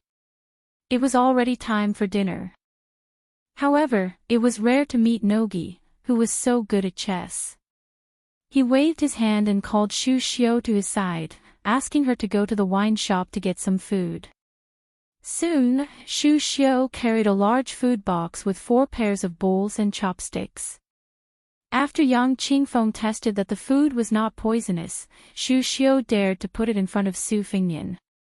Su Fengnian smiled and asked, "I don't plan to leave for a while. Do you want to eat some?" The blind player did not care about trifles and nodded with a smile. Yu Yuwei was a pampered girl who lived like a princess. She did not feel like she was losing her composure when eating with Su Fengnian. The halberd Ningame, on the other hand, was standing and wolfing down the food in a few mouthfuls. As Nogi ate slowly, he even took the initiative to talk to Su Fengnian about the gains and losses of the 3 defeats. When he talked about Su Fengnian's skillful moves, he did not hide his admiration. When he talked about his moves, he also straightforwardly pointed out the shortcomings. Su Fengnian frequently nodded and benefited a lot. They chatted happily. Su Fengnian smiled and asked the blind player if he had learned from a famous chess master. The blind player shook his head and said that his family background was ordinary. Before he lost his sight, he had just started playing chess. After losing his sight, he had no one to rely on and could only play chess as a companion. He had been playing chess in Yongzi Alley for almost 10 years. The money he earned was only enough for him to eat and wear. Whenever he had free time, he would buy chess manuals and did not save a single bit of money. As he spoke, the blind player patted his head and took out a few Confucian classics from his bag. He handed them to Su Fengnian, whose but could only touch the floor. He chuckled and said, "Cushion." Su Fengnian took the books and took out 2 to give to Yu Yuwei, whose legs were already numb. He smiled and said, "Isn't this inappropriate? It's a disgrace to the teachings of the saints." The blind player smiled and shook his head. Propriety, justice, integrity, and shame are not in the books. Su Fengnian was no longer pretentious. He ate and drank to his heart's content with the wild chess player in front of him who had won 31 from him. Once again, smoke rose from the 19 paths. Su Fengnian repeatedly lost and did not feel tired. When the blind chess soldiers came, he blocked the water, and when the earth blocked the earth. His chess pieces were crisp and his expression was calm. The 10 games in Yongzi Alley were fought until the sky turned dark. From noon to dusk to moonlight, the dust settled. Su Fengnian lost 10 games in a spurt of energy and paid 100 copper coins. Nogi had already left Yongzi Alley. Su Fengnian sat cross-legged in front of a Confucian classic. He looked at the losing game on the chessboard and sighed heavily. He said, "With your skill, you can compete with Su Weisheng from the Yin Academy." Chapter 192. Wild Chess Master shook his head and said, "Normal people only have one side when they play chess. I can barely have 2 sides. Today's famous chess masters can take care of 3 sides. Mr. Wei Xiong and Huang Sanjiao both play 4 sides. How would I dare to be an ant trying to shake a big tree? But if I can play a game with Mr. Wei Xiong in this life, I will have no regrets even if I die." Su Fengnian helped to pack up the chess pieces and put them in the box. Then he stood up and joked, I don't have the state of being willing to die at night like you. It's not wrong to lose to you. Hey, Shangyin Academy's famous Donghu 10 positions, we also have Yongzi 10 positions. Let's part ways here. The blind Nogi smiled and said, I'll give these books to you, young master. Su Fengnian understood immediately. 2 of the books had been under Yu Youwei's but for a long time. Nogi must have heard the news and knew that they were his family. To avoid suspicion, it would be inappropriate to ask for them back. Su Fengnian took out another 10 coins and gave it to the thin chess player behind him. He joked, take the last 10 coins as buying 2 pounds of etiquette, justice, integrity, and shame from you. The chess player hesitated but still accepted it. He smiled gently and said, young master doesn't lack these. Su Fengnian laughed and left. The blind chess player packed up his luggage and stood alone in the quiet alley. He faced the entrance of the alley and bowed deeply. Su Fengnian walked out of Yongzi Alley and rode back. He clicked his tongue and said, there's such a powerful person in this small Yongzi Alley. Yu Youwei frowned and asked, he's an assassin? Su Fengnian couldn't help but laugh. He rested his chin on Yu Youwei's head and said helplessly, you think too much. I'm just lamenting that blind chess master Mu's amazing chess skills. He claimed that he could only play on 2 sides of the chessboard, but he was too modest. I dare say that second sister would lose 2 or 3 out of 10 games against him. It must be because he has never talked with a top national player, so he doesn't know how good he is. Yu Youwei nodded and said, this person is good at playing chess by giving up in order to take, bending in order to stretch, and has a broad vision. However, that wasn't all. In the 9th round, he was angered by your unreasonable move. That was why he revealed his extraordinary strength even in a head-on battle. If he really comes from an ordinary family and is self-taught after losing his sight, then there is no doubt that he is a natural talent in chess. Su Fengnian said softly, his eyes were blinded. Yu Youwei was stunned. Su Fengnian sighed ruefully, every family has its own difficulties. This heir isn't interested in the bitterness behind it. Yu Youwei rubbed Wu Meinyang's head and asked, have you never thought of inviting him to your side as an advisor? Su Fengnian shook his head and said, being good at chess doesn't mean that you'll be able to become an official. I've already lost 100 copper coins, so I won't gamble again. Yu Youwei smiled but didn't say anything. His Royal Highness chess skills were not weak. Presumably, losing 10 games in a row had already caused him to lose a lot of face. He was too embarrassed to have any further contact with that blind chess master. Su Fengnian said without reason, let's see how King of Jing and Zhao Heng's gambling luck is. Su Fengnian suddenly said with a bitter face, it's over. Laozi's gambling luck is so bad today. My loss is another gain. Zhao Heng, that old turtle, is most likely going to make a lot of money. Yu Youwei asked doubtfully, what's wrong? Su Fengnian muttered a few curses but didn't say anything. In Yongzi Alley, the young blind chess master struggled to carry his luggage. It was only 2 boxes of chess pieces and a few chess manuals, but he was already exhausted. The blind chess master silently mocked himself for being a useless scholar. He walked a few steps and raised a warm smile. 10 games in Yongzi Alley, he had earned a total of 100 copper coins. In the past 2 years in Yongzi Alley, other than deliberately showing weakness, he had never really lost a game. The local chess lovers in Xiangfan were no longer willing to let him gamble. Only some foreign guests who came to Yongzi Alley to play would take the bait. Therefore, earning 100 copper coins a day was a rare good situation. Moreover, that young master was extremely interesting. His family background was naturally excellent. He was blind but not blind. Such a young master with a superior family background was actually good at chess. In these years, it was very difficult for him to spend time and effort to play chess. When he was young, he was happy to win and was even happier to lose. Now that he had been winning and never losing, his interest in playing chess had decreased. He was afraid that one day he would really play chess just to make a living. If that day really came, it would be the day when his chess skills stopped. Thinking of his bleak background, the blind chess master's face was cold, as if he had forgotten how to mourn. In this world, it was better to be blind and not look at it. If he could meet a few kind-hearted young masters who played 10 games, perhaps he would regret piercing his own eyes. But after his family declined and he was like a stray dog, in order to survive, he played chess for 10 years. How many people did he meet? When he reached the corner of the alley, the blind chess master was stopped. A dignified voice sounded, "My master wants to see you." The blind chess master calmly said, "I don't want to see him." Not far away, a carriage stopped.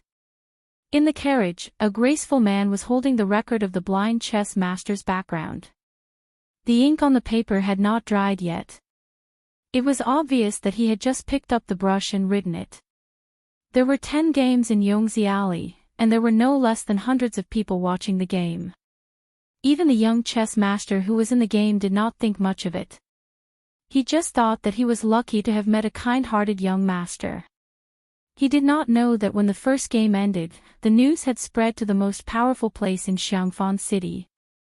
When the third game was played, the chess master had already sent the servants to thoroughly investigate the identity of the blind chess master. When the 8th game ended, the man in the carriage was still hesitating on how to deal with it. It was not until the 9th game that he saw the young chess master's true chess skills that he smiled and personally left the mansion. He had been patiently waiting until now. When he had the last few pages of the blind chess master's 10 years of gambling records, he felt that he could be more patient. Therefore, when his personal bodyguard outside the carriage said that the blind chess master had disappeared, he was not angry that the blind chess master had eyes but did not recognize Mount Tai. Moreover, the blind chess master was blind. The man burned a few pages of paper that was nothing more than a few hundred words and a story about the life of an ant. He then got off his horse and walked to the blind chess player who had a strong character. He slowly said, "Lu Su, from Haichang County, Qingzhou. Your grandfather, Lu Yu, was a Confucian of the previous generation. Your father, Brother Lu, is not bad either. There are 3 heroes in your family. You majored in classics and history. You never thought that when you were writing the history of West Chu, you would say a few words of justice for a scholar. You were almost killed. You stabbed yourself in the eyes and cut off your official career to save your life.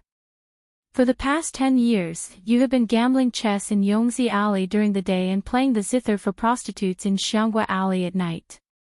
You have earned dirty money. Do you know that your enemy has become the county chief of Haichang County?" The blind chess player calmly said, "This money is not dirty."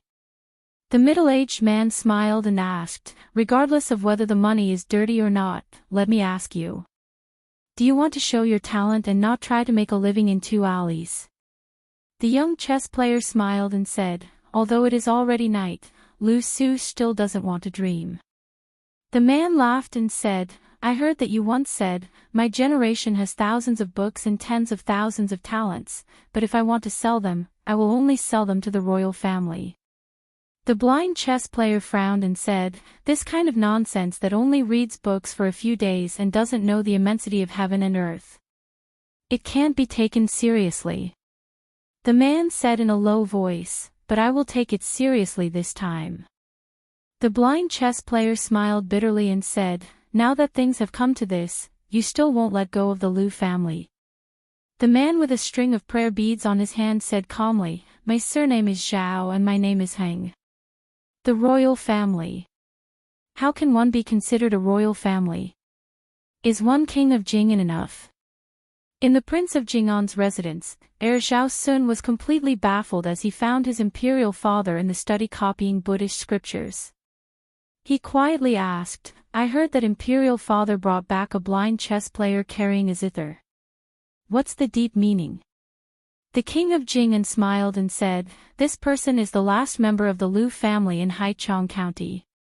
In terms of chess, no one in the manor can beat him. You can take care of him since it won't cost much anyway. If he's just a good-for-nothing on the chessboard, you can treat him as a dog that won't bite. If he's really talented, you can take him as an advisor in the manor and polish him. In the future, you can deal with the governor of Haichang County, Yuhan Liang, in front of him, and then he'll be sincere in giving advice. A scholar will die for his bosom friend. This is a principle that the ancients have said so many times. You have to remember it well. Also, when it comes to getting along with these scholars, you have to put away the method you used to communicate with Wei Wei and his gang of debauches. Don't rely on your status to oppress others. Not all scholars in the world are stupid. Their minds are the most delicate. Maybe they can't see the big picture, but it's not difficult to see if they're conceited or self-abased. Father will teach you one thing. When dealing with these scholars, you have to treat them as the King of Jing'an and His Royal Highness. You have to treat them as you treat them as the King of Jing'an. Xiao Sun smiled and said, I know. Father, if you put yourself in their shoes, you already have the heart of Buddha. The King of Jing'an, Zhao Heng, narrowed his eyes and smiled. I don't need you to flatter me. Zhao Sun carefully left the study. Zhao Heng continued to copy the Buddhist scriptures with a soft brush. When he finished, he said coldly, Lu Su, this king keeps you around because he wants to tell you a story in a few days. This king is so generous. If he doesn't have a bosom friend who has no bearing on the overall situation, it'll be too boring. Chapter 193. When Su Fingnian returned to the inn, he went to Jiang Ni's room since he had nothing to do. He saw an old man and a young man scribbling on the table. There were two small white porcelain bowls, one filled with water and the other with wine. The two of them dipped their fingers in the wine and started scribbling on the table. At this moment, the little clay figurine probably felt that the old god of sword scribbling had crossed the line and invaded her territory.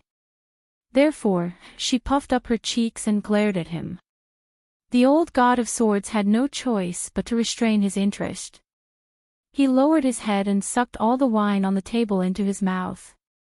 When Jiang and I saw Su Fingnian enter the room, she quickly wiped away the water scribbles on the table with her sleeves. Su Fingnian teased, practicing calligraphy with the old senior. You might as well secretly practice swordsmanship with him. You can't possibly lend out your talisman for free. The old senior can just casually teach you a few moves and you'll be able to throw me 10 streets away. If you accidentally learn green gall sleeves, TSK, the pugilistic world will definitely give you the title of female sword immortal. How impressive would that be? Even Wang Xianji or Dong Tai would have to be polite to you when they meet. When the time comes, you must remember to tell the experts that Jiang and I, was once a maidservant of that idiot Su Fingnian. Just thinking about it makes me feel awesome. Jiang and I angrily said, why do you care if I practice calligraphy? Who wants to be your maidservant? Who wants to practice swordsmanship to give you face? Su Fingnian sat down and mischievously asked, are you afraid that you won't be able to endure the hardship of practicing swordsmanship? Jiang and I wanted to grab the bowl and smash it. However, His Royal Highness had already anticipated this and used his winter embroidery knife to stop her hand and the bowl. He smiled and said, don't fight. I don't have time to mess around with you today. I'm here to learn from the old senior. If you like to listen, then sit to the side. If you don't, then I'll have to trouble you to take 2 steps forward. Jiang and I clenched her teeth and said, this is my room. Su Fingnian ignored the stray cat whose tail had been stepped on. He summarized the dozen or so moves he had extracted from the numerous secret manuals to the old god of swords. At first, Li Chungang seemed to be very impatient. He picked at his earwax and flicked it away. Toward the end of Su Fingnian's narration, although the old man was still crossing his legs, he no longer picked at his earwax to disgust Su Fingnian. He picked up the porcelain bowl that only had half a bowl of wine left and drank as he listened. He did not nod or shake his head. When Su Fengnian saw the drowsy expression on the elderly god of swords' face, he unwillingly dissected it again in detail. He mentioned the names of the books on the origins of the dozen or so styles, and then explained how he believed the dozen or so styles should be connected and integrated. In the end, the elderly god of swords only squinted his eyes and drank the wine. Su Fengnian was a little discouraged. He reached out to pick up the small bowl of ginger used to practice calligraphy and drank the water in one gulp. The little mud man was very vexed that he didn't throw in half a gene of arsenic earlier. Su Fengnian, whose mouth was dry, drank half the bowl of water and stared blankly at the old god of swords who had not moved for a long time. Jiang and I, who did not understand anything, gloated, "Three-legged cat. Three-legged cat. Not worthy, not worthy." The word "not worthy" naturally came from the words of the white-clothed guanyin outside Xiangfan City. These days, Jiang and I had been using this to mock His Royal Highness. It was very satisfying. Wang Xianji's age is actually about the same as mine and Qi Xuanzhen's, but in terms of fame, he was many years later. Back then, he was also like you, picking up the wisdom of others, taking the inferior path of learning from others. Every time I and some of the experts of that time fought, we could always see this fellow's figure watching the battle from afar. Unlike me, who was stuck between the two realms of celestial phenomenon and immortal for a long time, this old fellow could become more and more valiant as he fought. Now that I think about it, everyone said that Wang Xianji's perception was unparalleled, because he could remember all the martial arts in the world with a single glance after watching a battle once. That was why he was able to break the world's swords with his bare hands. But that wasn't accurate. Wang Xianji was like a Qi practitioner of the Danding sect. He would grab some of the pill stones around him, but not just the pill stones themselves, he would throw them into the cauldron and fuse them together. The old man's two-sleeved green snake would become a one-sleeved green dragon in his hands.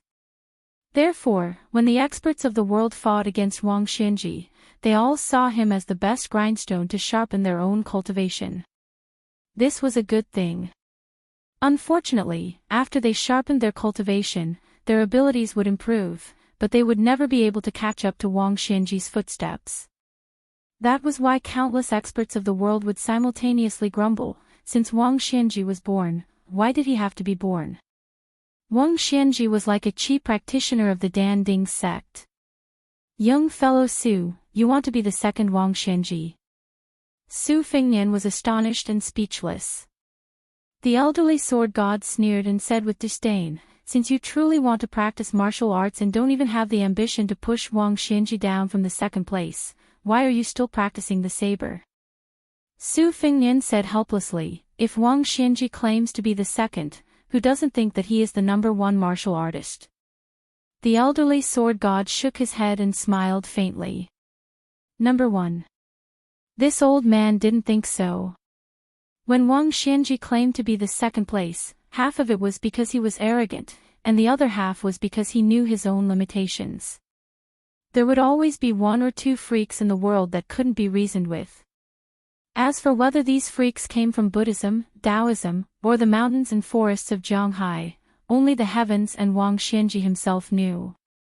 When Qi Xuanzhen died, this old man thought that Wang Xianji would finally be able to hold his head up high. He didn't expect that Wang Xianji was still the second place. Presumably, after Qi Xuanzhen's death, a terrestrial immortal that even Wang Xianji was afraid of appeared. Otherwise, with Wang Xianji's temper, he wouldn't be so pretentious. This old man felt that this year's martial arts evaluation was trash, but the secondary evaluation wasn't tacky. The four people on the rankings all had the hope of giving the martial arts world a surprise before Wang Xianji died of old age. Especially the new Wudang patriarch and dragon tiger Qi Xianxia, who fought on the Wudang mountain and almost destroyed the Zhenwu heavenly empire. The latter had the demeanor of this old man back in the day. The bull riding that you mentioned was like Qi Xuanzhen, who didn't make a sound, but when he farted, the entire world would pinch their nose to smell it. As for you, young fellow, you are quite similar to Wang Xianji. It's a pity that Wang Xianji was a late bloomer. At your age, he could casually kill dozens of Su Fingnian. Jiang and I chuckled at the side and said, "That's amazing. You're quite similar to Wang Xianji. Doesn't that mean that when you reach Wang Xianji's age, you can be ranked as the top 200 experts in the world?" Su Fingnian was amused by the little mud man's words and laughed out loud. He turned his head and said, "Thanks for your auspicious words. I will definitely live to 100 years old. No matter what, I will live to Wang Xianji's age." Jiang and I was vexed and didn't say anything. Su Fingnian laughed and said, "In the future, when I roam the martial arts world and meet an expert that I don't like, the first thing I will ask is if he is the top 200 expert in the world." The old god of swords waved his hand and said, "Go, go. This old man still needs to practice calligraphy with little Jiang." Su Fingnian was chased out of the room just like that. When he closed the door, he didn't forget to extend his 2 hands to Jiang and I. 1 finger on each hand meant that he would live to 100 years old, and 2 fingers on each hand meant that he was the top 200 expert in the world. Seeing this, Jiang and I was furious. After he closed the door, he said in a fit of pique, "I'm not practicing calligraphy anymore." The old god of swords, who had suffered an unexpected calamity, was stunned and said, "Why not?" Jiang and I said angrily, "I'm not in the mood."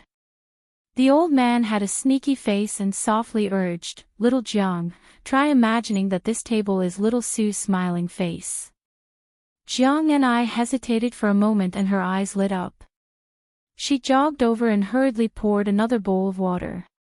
Following that, she practiced calligraphy. Every word was written with iron and silver hooks.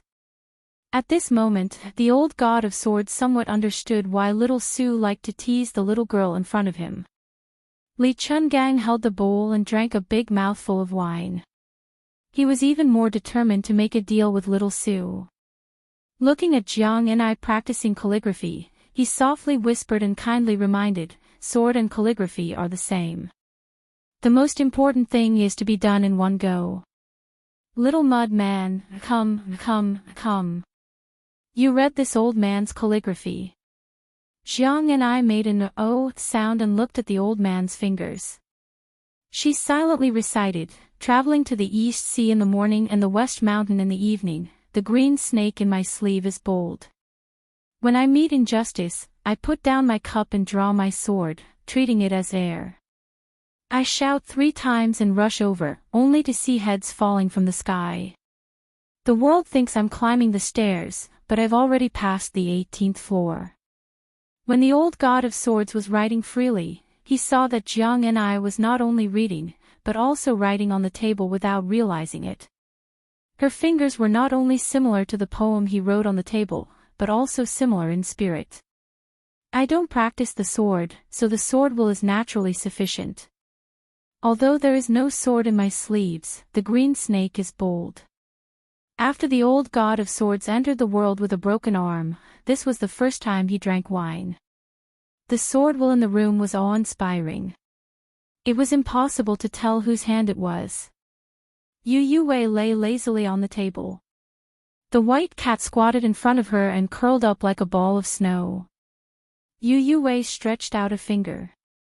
Wu Meinyang stretched out her paws and hugged it. She looked naive and cute. The girl who was no longer the #1 courtesan in Liangzhou smiled and said, "My Meinyang is still the best. Other than eating and sleeping, you're carefree. When I want to see you, you're by my side. When I don't want to see you, I won't see you. I'm not afraid that you'll hold a grudge." She was no longer the girl who was once called Yu Xuanji. She pressed her cheek against the cool table and reached out to stroke her pet's furry head. She said to herself, "Do you want to leave me and live alone?" Since Wu Meinyang was destined to be unable to speak, she answered her own question. "Even if I wanted to at first, I wouldn't think about it after I got used to it, right? I know it's not right, but I can't leave or escape, right? You're just a flower vase, and the kind that's not very good looking. What's there to be dissatisfied about being able to live? You can't compare to the maids in the yard, you can't compare to those heroines who roam Jianghu alone, you can't compare to a child who dares to hate with a dagger. You can't compare to anyone. You've even forgotten your parents and even your name. Who can you compare to? Who's worth talking to when you're like this?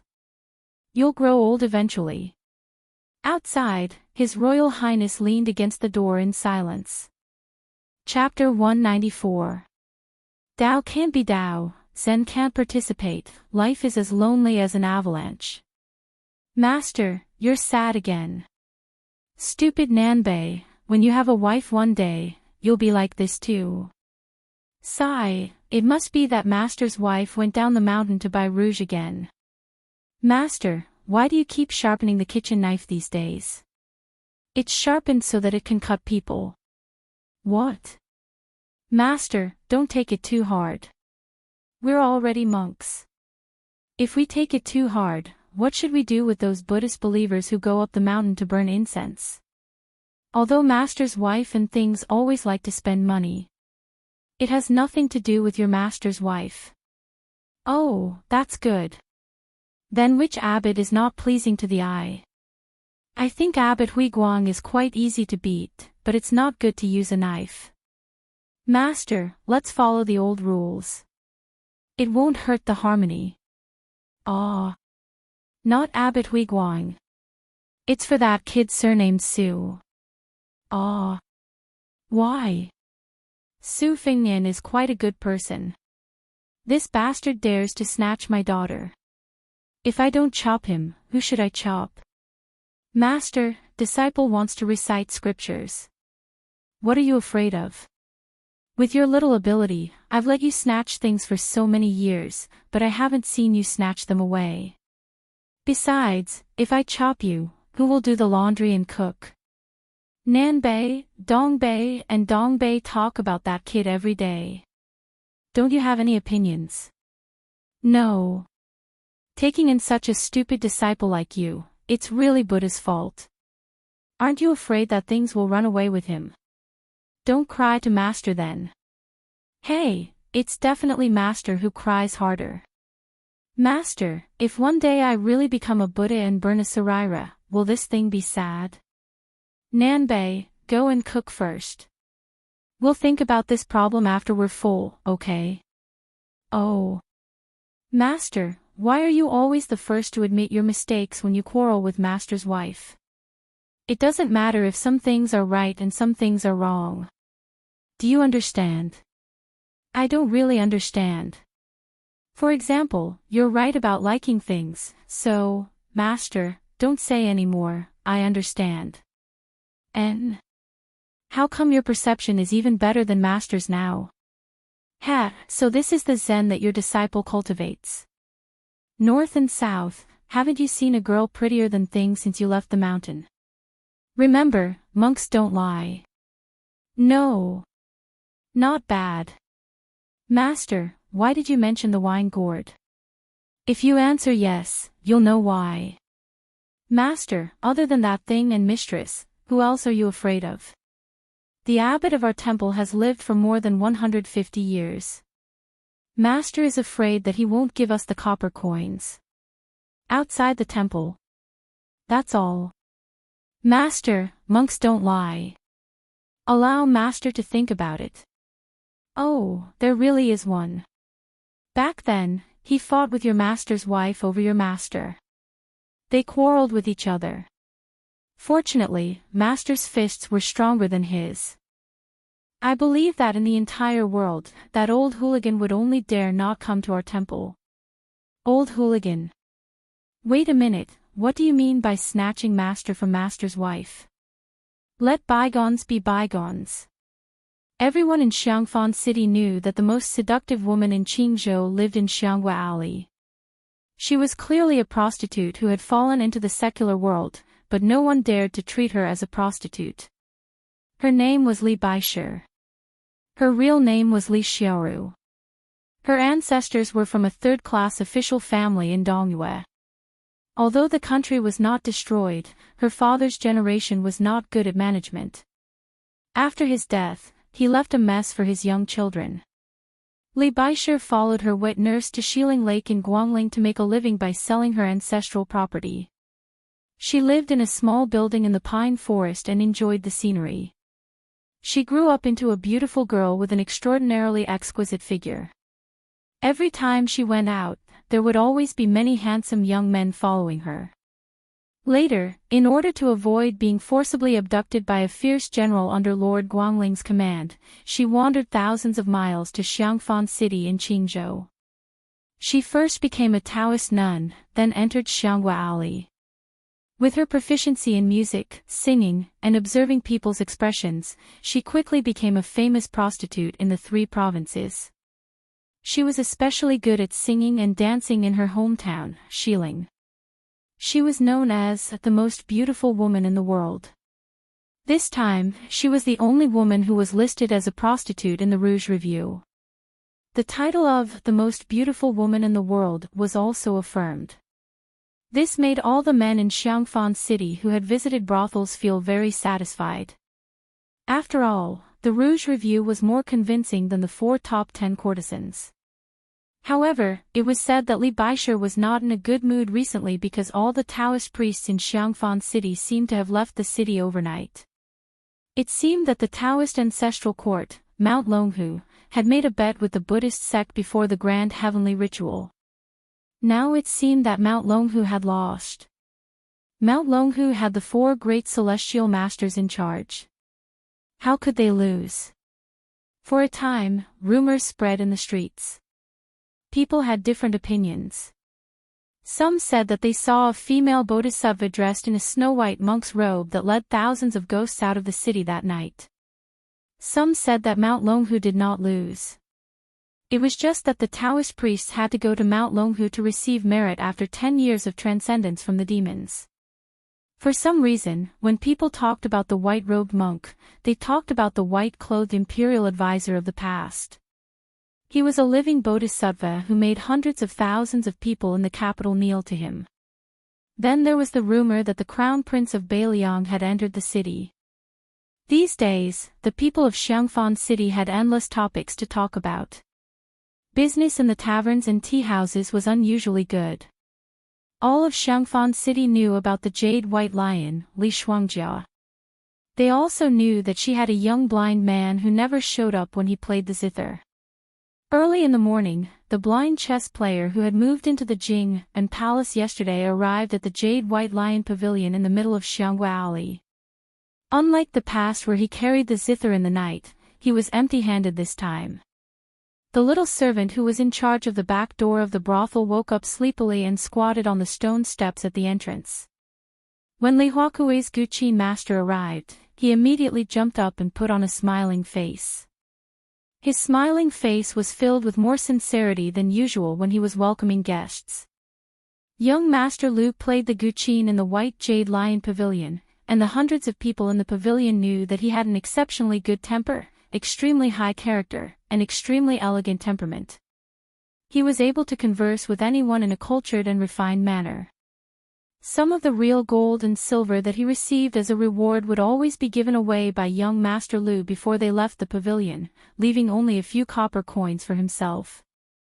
Therefore, the little doorkeeper who had spat on this blind Guqin master in the past always boasted that he and young Master Lu had become friends after exchanging blows. He was even more attentive to the blind Guqin master, who did not bring along his Guqin today. The little servant said happily, "Young Master Lu, I've remembered the name I asked you to teach me last time." Lu Su smiled slightly. The young servant with a delicate face said kindly, "The fairy sisters in the Red Fish Pavilion all like to wake up late. Young Master Lu, you'll have to be patient and wait for a while when you get there."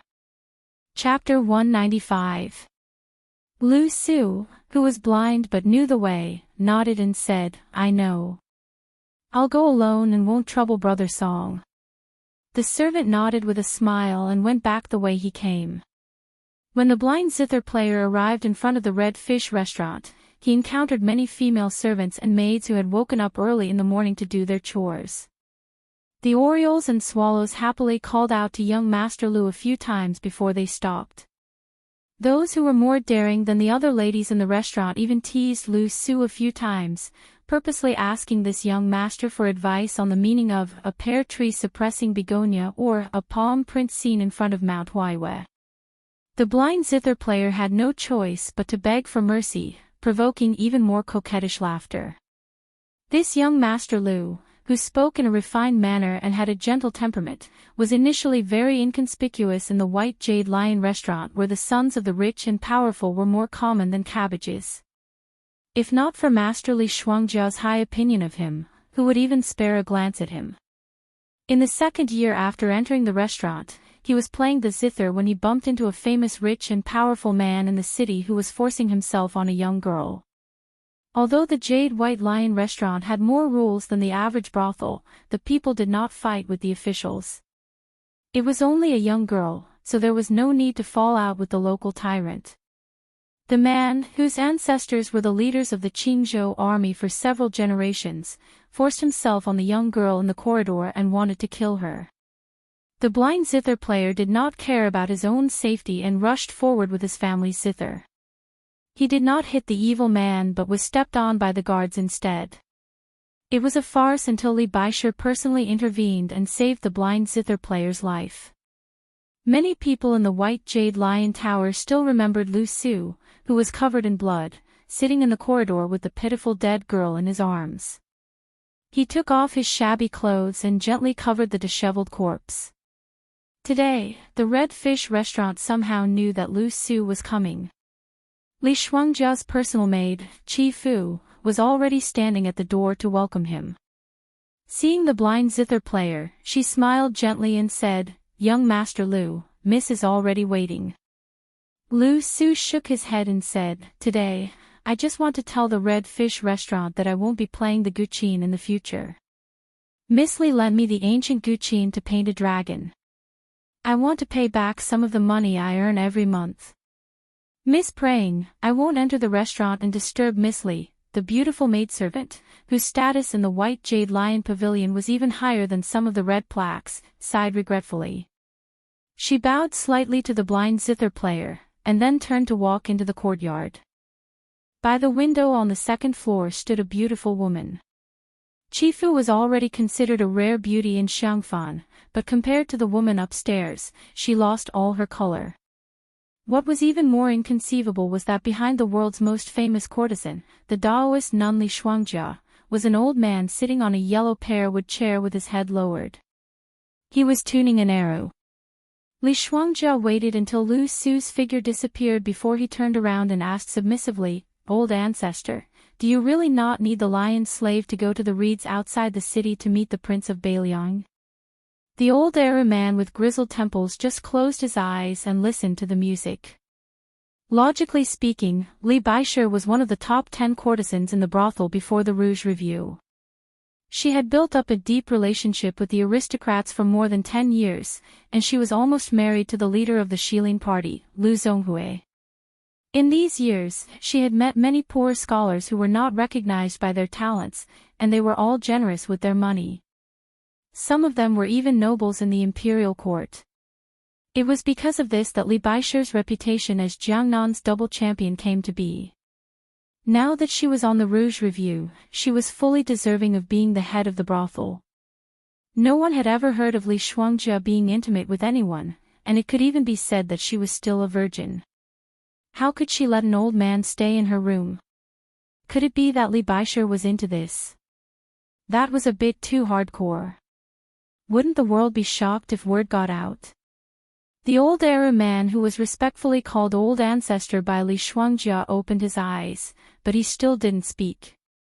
Knowing that Old Ancestor didn't like him to talk about this topic, Li Baishe changed the question, "Old Ancestor, why do you value a poor boy with a wooden sword so much?"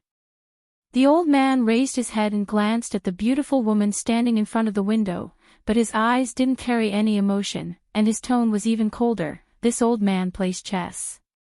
When he starts, he knows how to end. You're just a flower vase that's pleasing to the eye but not to the heart, so why are you talking nonsense? The rouge woman, Li Shuangjia, who had been humiliated to the extreme, didn't have any anger. She became more respectful and subconsciously bent her slender waist. As a result, her chest swelled up so much that it almost burst her clothes.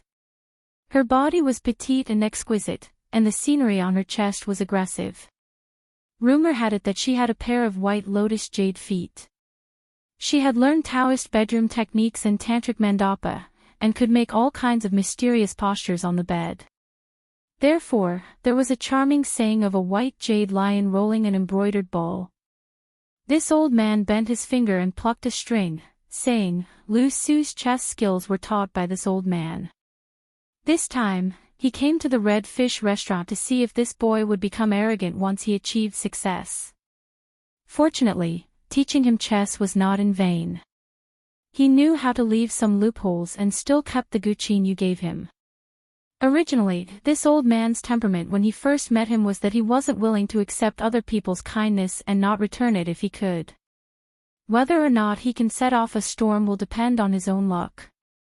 The most wonderful thing about a chess piece is that even a brilliant chess player doesn't think that it can become the key to victory or defeat. Li Shuangjia lowered her head and said, Old ancestors' chess skills are naturally the best in the world. The whole world is old ancestors' chessboard. The old man turned a deaf ear and said, That boy Bailiang left the city today, so there's nothing for you to do in Xiangfan. Go to the capital. Li Baisher nodded without hesitation and said, Lion slave only listens to old ancestor. The old man silently left the Red Fish restaurant. He was going to a private residence in the northeast corner of Xiangfan. Inside, there was a puppet girl that he had personally trained. She was 60% similar to the Princess Pei Nanwei, and 70% similar in spirit. Now, the king of Jing'an, Shizi Zhaoheng, was keeping her as a mistress in a golden house. Every time he went out to pamper her, he would be secretive, afraid that his father king would find out. Zhao Sun thought that his itinerary was flawless, but he didn't know that every time he pampered and trained the girl that he affectionately called Nanwei, there was an old man standing behind the hole in the wall who looked at the two of them as if they were walking corpses. Zhao Sun's personality was cautious. He had already sent people to investigate the girl's past and background. There was nothing strange about it. Therefore, that private residence was the greatest place for him to enjoy himself in the world. The little beauty was too similar to the girl in the manner that he had to call mother every time he saw her. Every frown, every smile, and even the way she frowned were not far off. Every time he was scolded by his father king in the manor, or after he ran into Wang Fei in the garden, he would come to the private residence to vent. He was extremely affectionate until he was exhausted. After the spring and autumn war ended, it was a brand new game of chess. The old man had already quietly placed 12 pieces. Most of them were still in the process of putting down pieces, but some were about to start.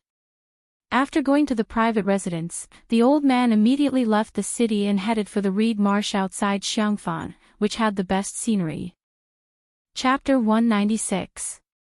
The king of Jing'an and his royal highness, Zhao Sun, had personally escorted them to the Xiangfan city gate.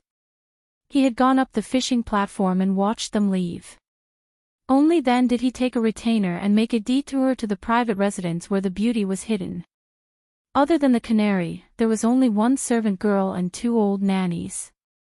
There was no one else idle, not even half a man. Zhao Sun pushed open the door and entered.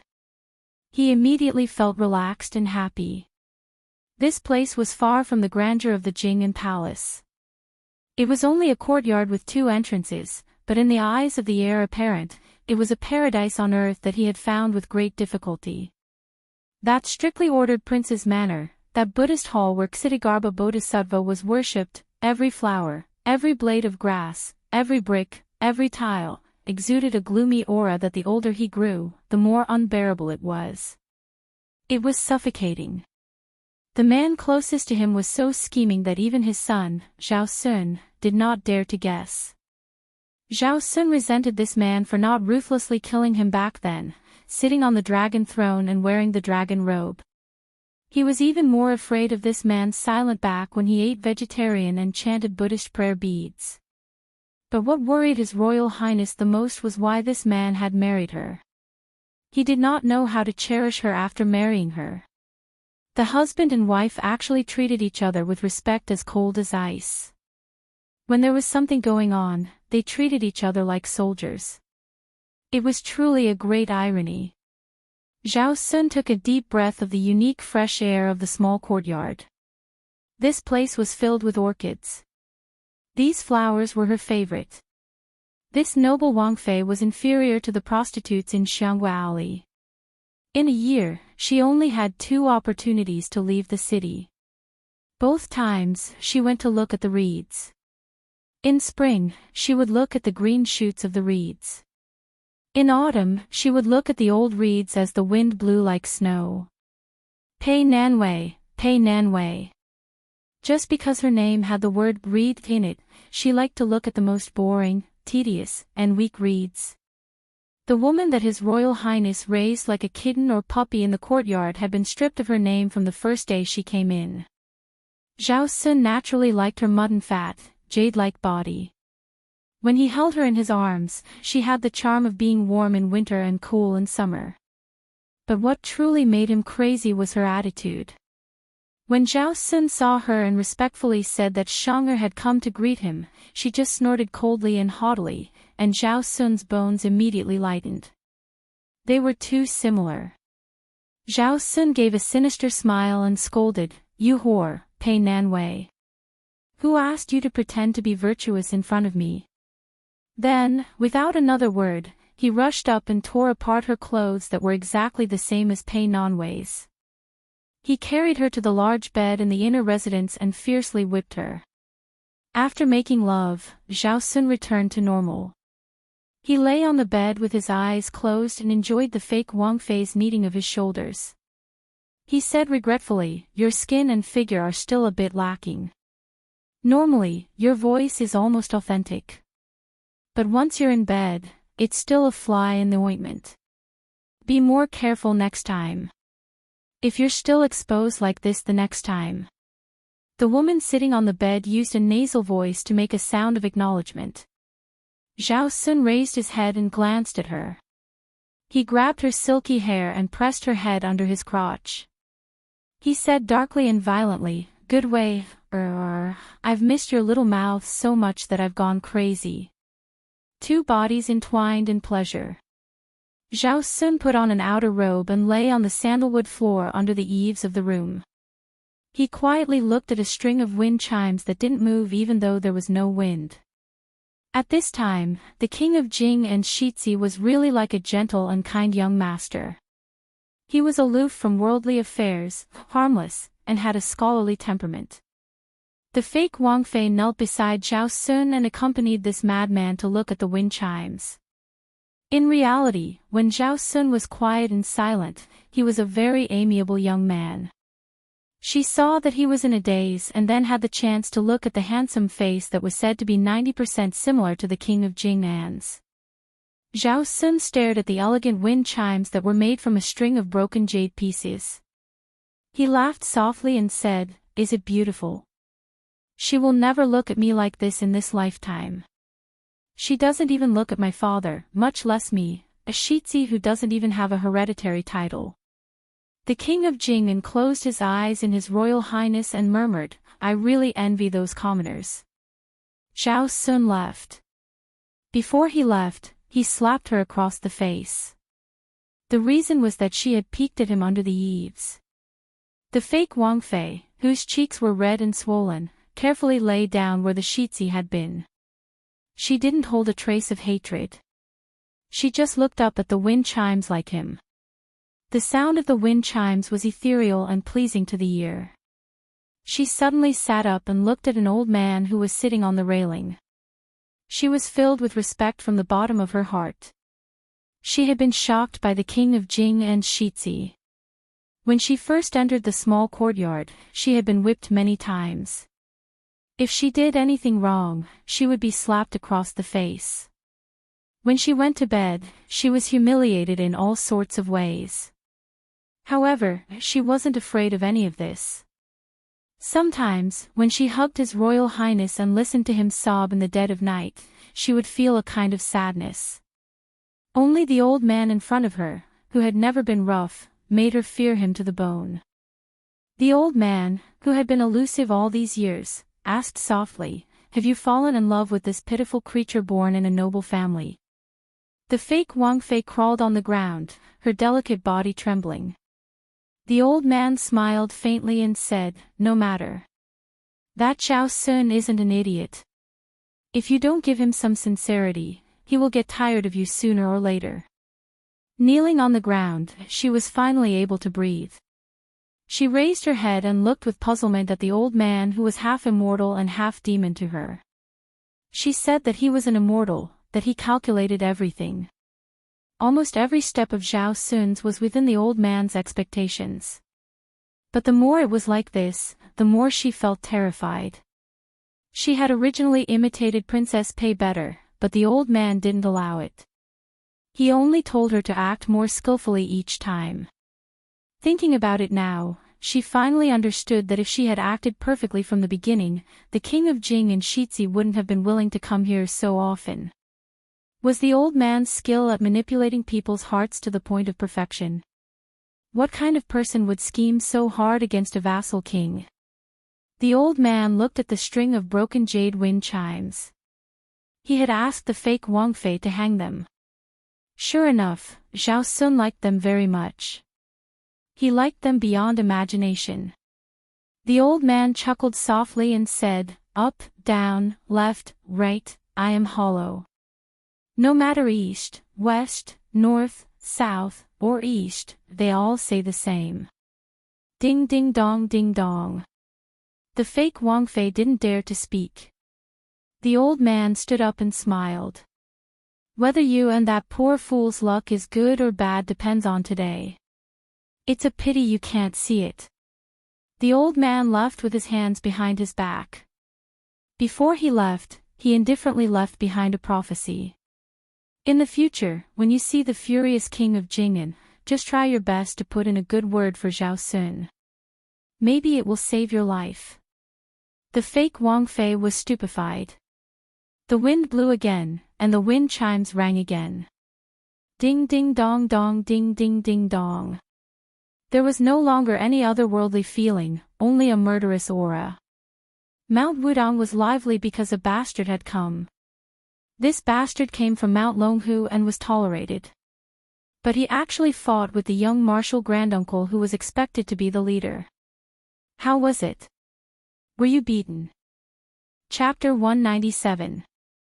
The reed marsh outside Xiangfan City originally did not have the beautiful autumn scenery, but ever since Princess Consort Jingan fell in love with it, the people of Xiangfan who would come every autumn to chop the reeds for firewood or to make paper pulp automatically disappeared without a trace. Fortunately, Princess Consort Pei had a bodhisattva's heart. Every year, she would subsidize the nearby villagers with some silver taels. In addition, with her presence, the scholars in the city commented on the scenic spots of the reed marsh, such as the fragrance of the reeds and the green lake. The memorial archway of the Sky Wave Gate was written by a calligraphy expert 2 years ago. As time went on, he took advantage of the opportunity to let the rich wanderers enjoy the scenery and earned a considerable amount of silver. However, Princess Pei usually only went for a stroll in the spring or autumn to see the snow. This year, she clearly came a little earlier. She always left the city with a very small fanfare. Other than her 2 personal maids, there was only a small group of lightly armored guards. King of Jing and Zhao Heng had governed Xiangfan effectively these years. He loved the people like his own children and had a good reputation. In addition, he was known far and wide that this vassal king was a devout believer of Buddhism. Therefore, when Wang Fei left the city, she had never encountered any trouble. From the official road to a small road, there was a lush reed marshes. In the past few years, Wang Fei had always admired the scenery. After she got off the carriage, she would let the guards follow her from a distance. The guards did not dare to disturb Wang Fei's mood. In addition, the reeds were taller than a person. At least, Wang Fei did not get off the carriage. But this time, it was strange. Not only did she come early, Wang Fei still did not get off the carriage when she reached the fork in the road. Inside the carriage, Princess Pei, who did everything personally in the Fu, personally lit a small incense burner. She sat in a kneeling position, her buttocks on her legs, imperceptibly squeezing out a full curve. The two servant girls in the carriage, even though they were both women, were moved when they saw this scene. Wang Fei especially had a head of unusually soft and beautiful black hair. When the servant girls combed it, they gently held it in their hands and couldn't help but praise it. Wang Fei, who had a gentle personality, would look at herself in the bronze mirror and smile gently. When the servant girls occasionally washed Wang Fei's white lotus jade feet after she was tired from studying, their hearts would beat faster and they would sigh that Wang Fei was really too beautiful. Princess Pei held a letter in her hand. Before she left the Fu, King of Jing'an, Zhao Heng, had given it to her. He said that it was best to personally hand it to the Bailiang Shitzi at the reed marshes. Otherwise, she would not have come to the reed marshes so early. Princess Pei held the letter that had not been carefully sealed, as if she was hesitating whether or not she should take out the letter. When it came to King of Jing'an, Zhao Heng, there was no one in the world who understood him better than she did. He did not say anything, and he did nothing. He left things for others to guess. His Royal Highness, Zhao Sun's eccentric personality had been forced out by his father. As for Zhao Sun's unconventional and covert gaze, how could Princess Pei, who was no longer an ignorant young girl, not know about it? That child most likely hated her a little more. Although when he entered Princess Jing'an's service, Zhao Sun's birth mother, at the time, had died of an illness for unknown reasons. This debt, no matter how clear Pei Nanwei's conscience was, would be on her head.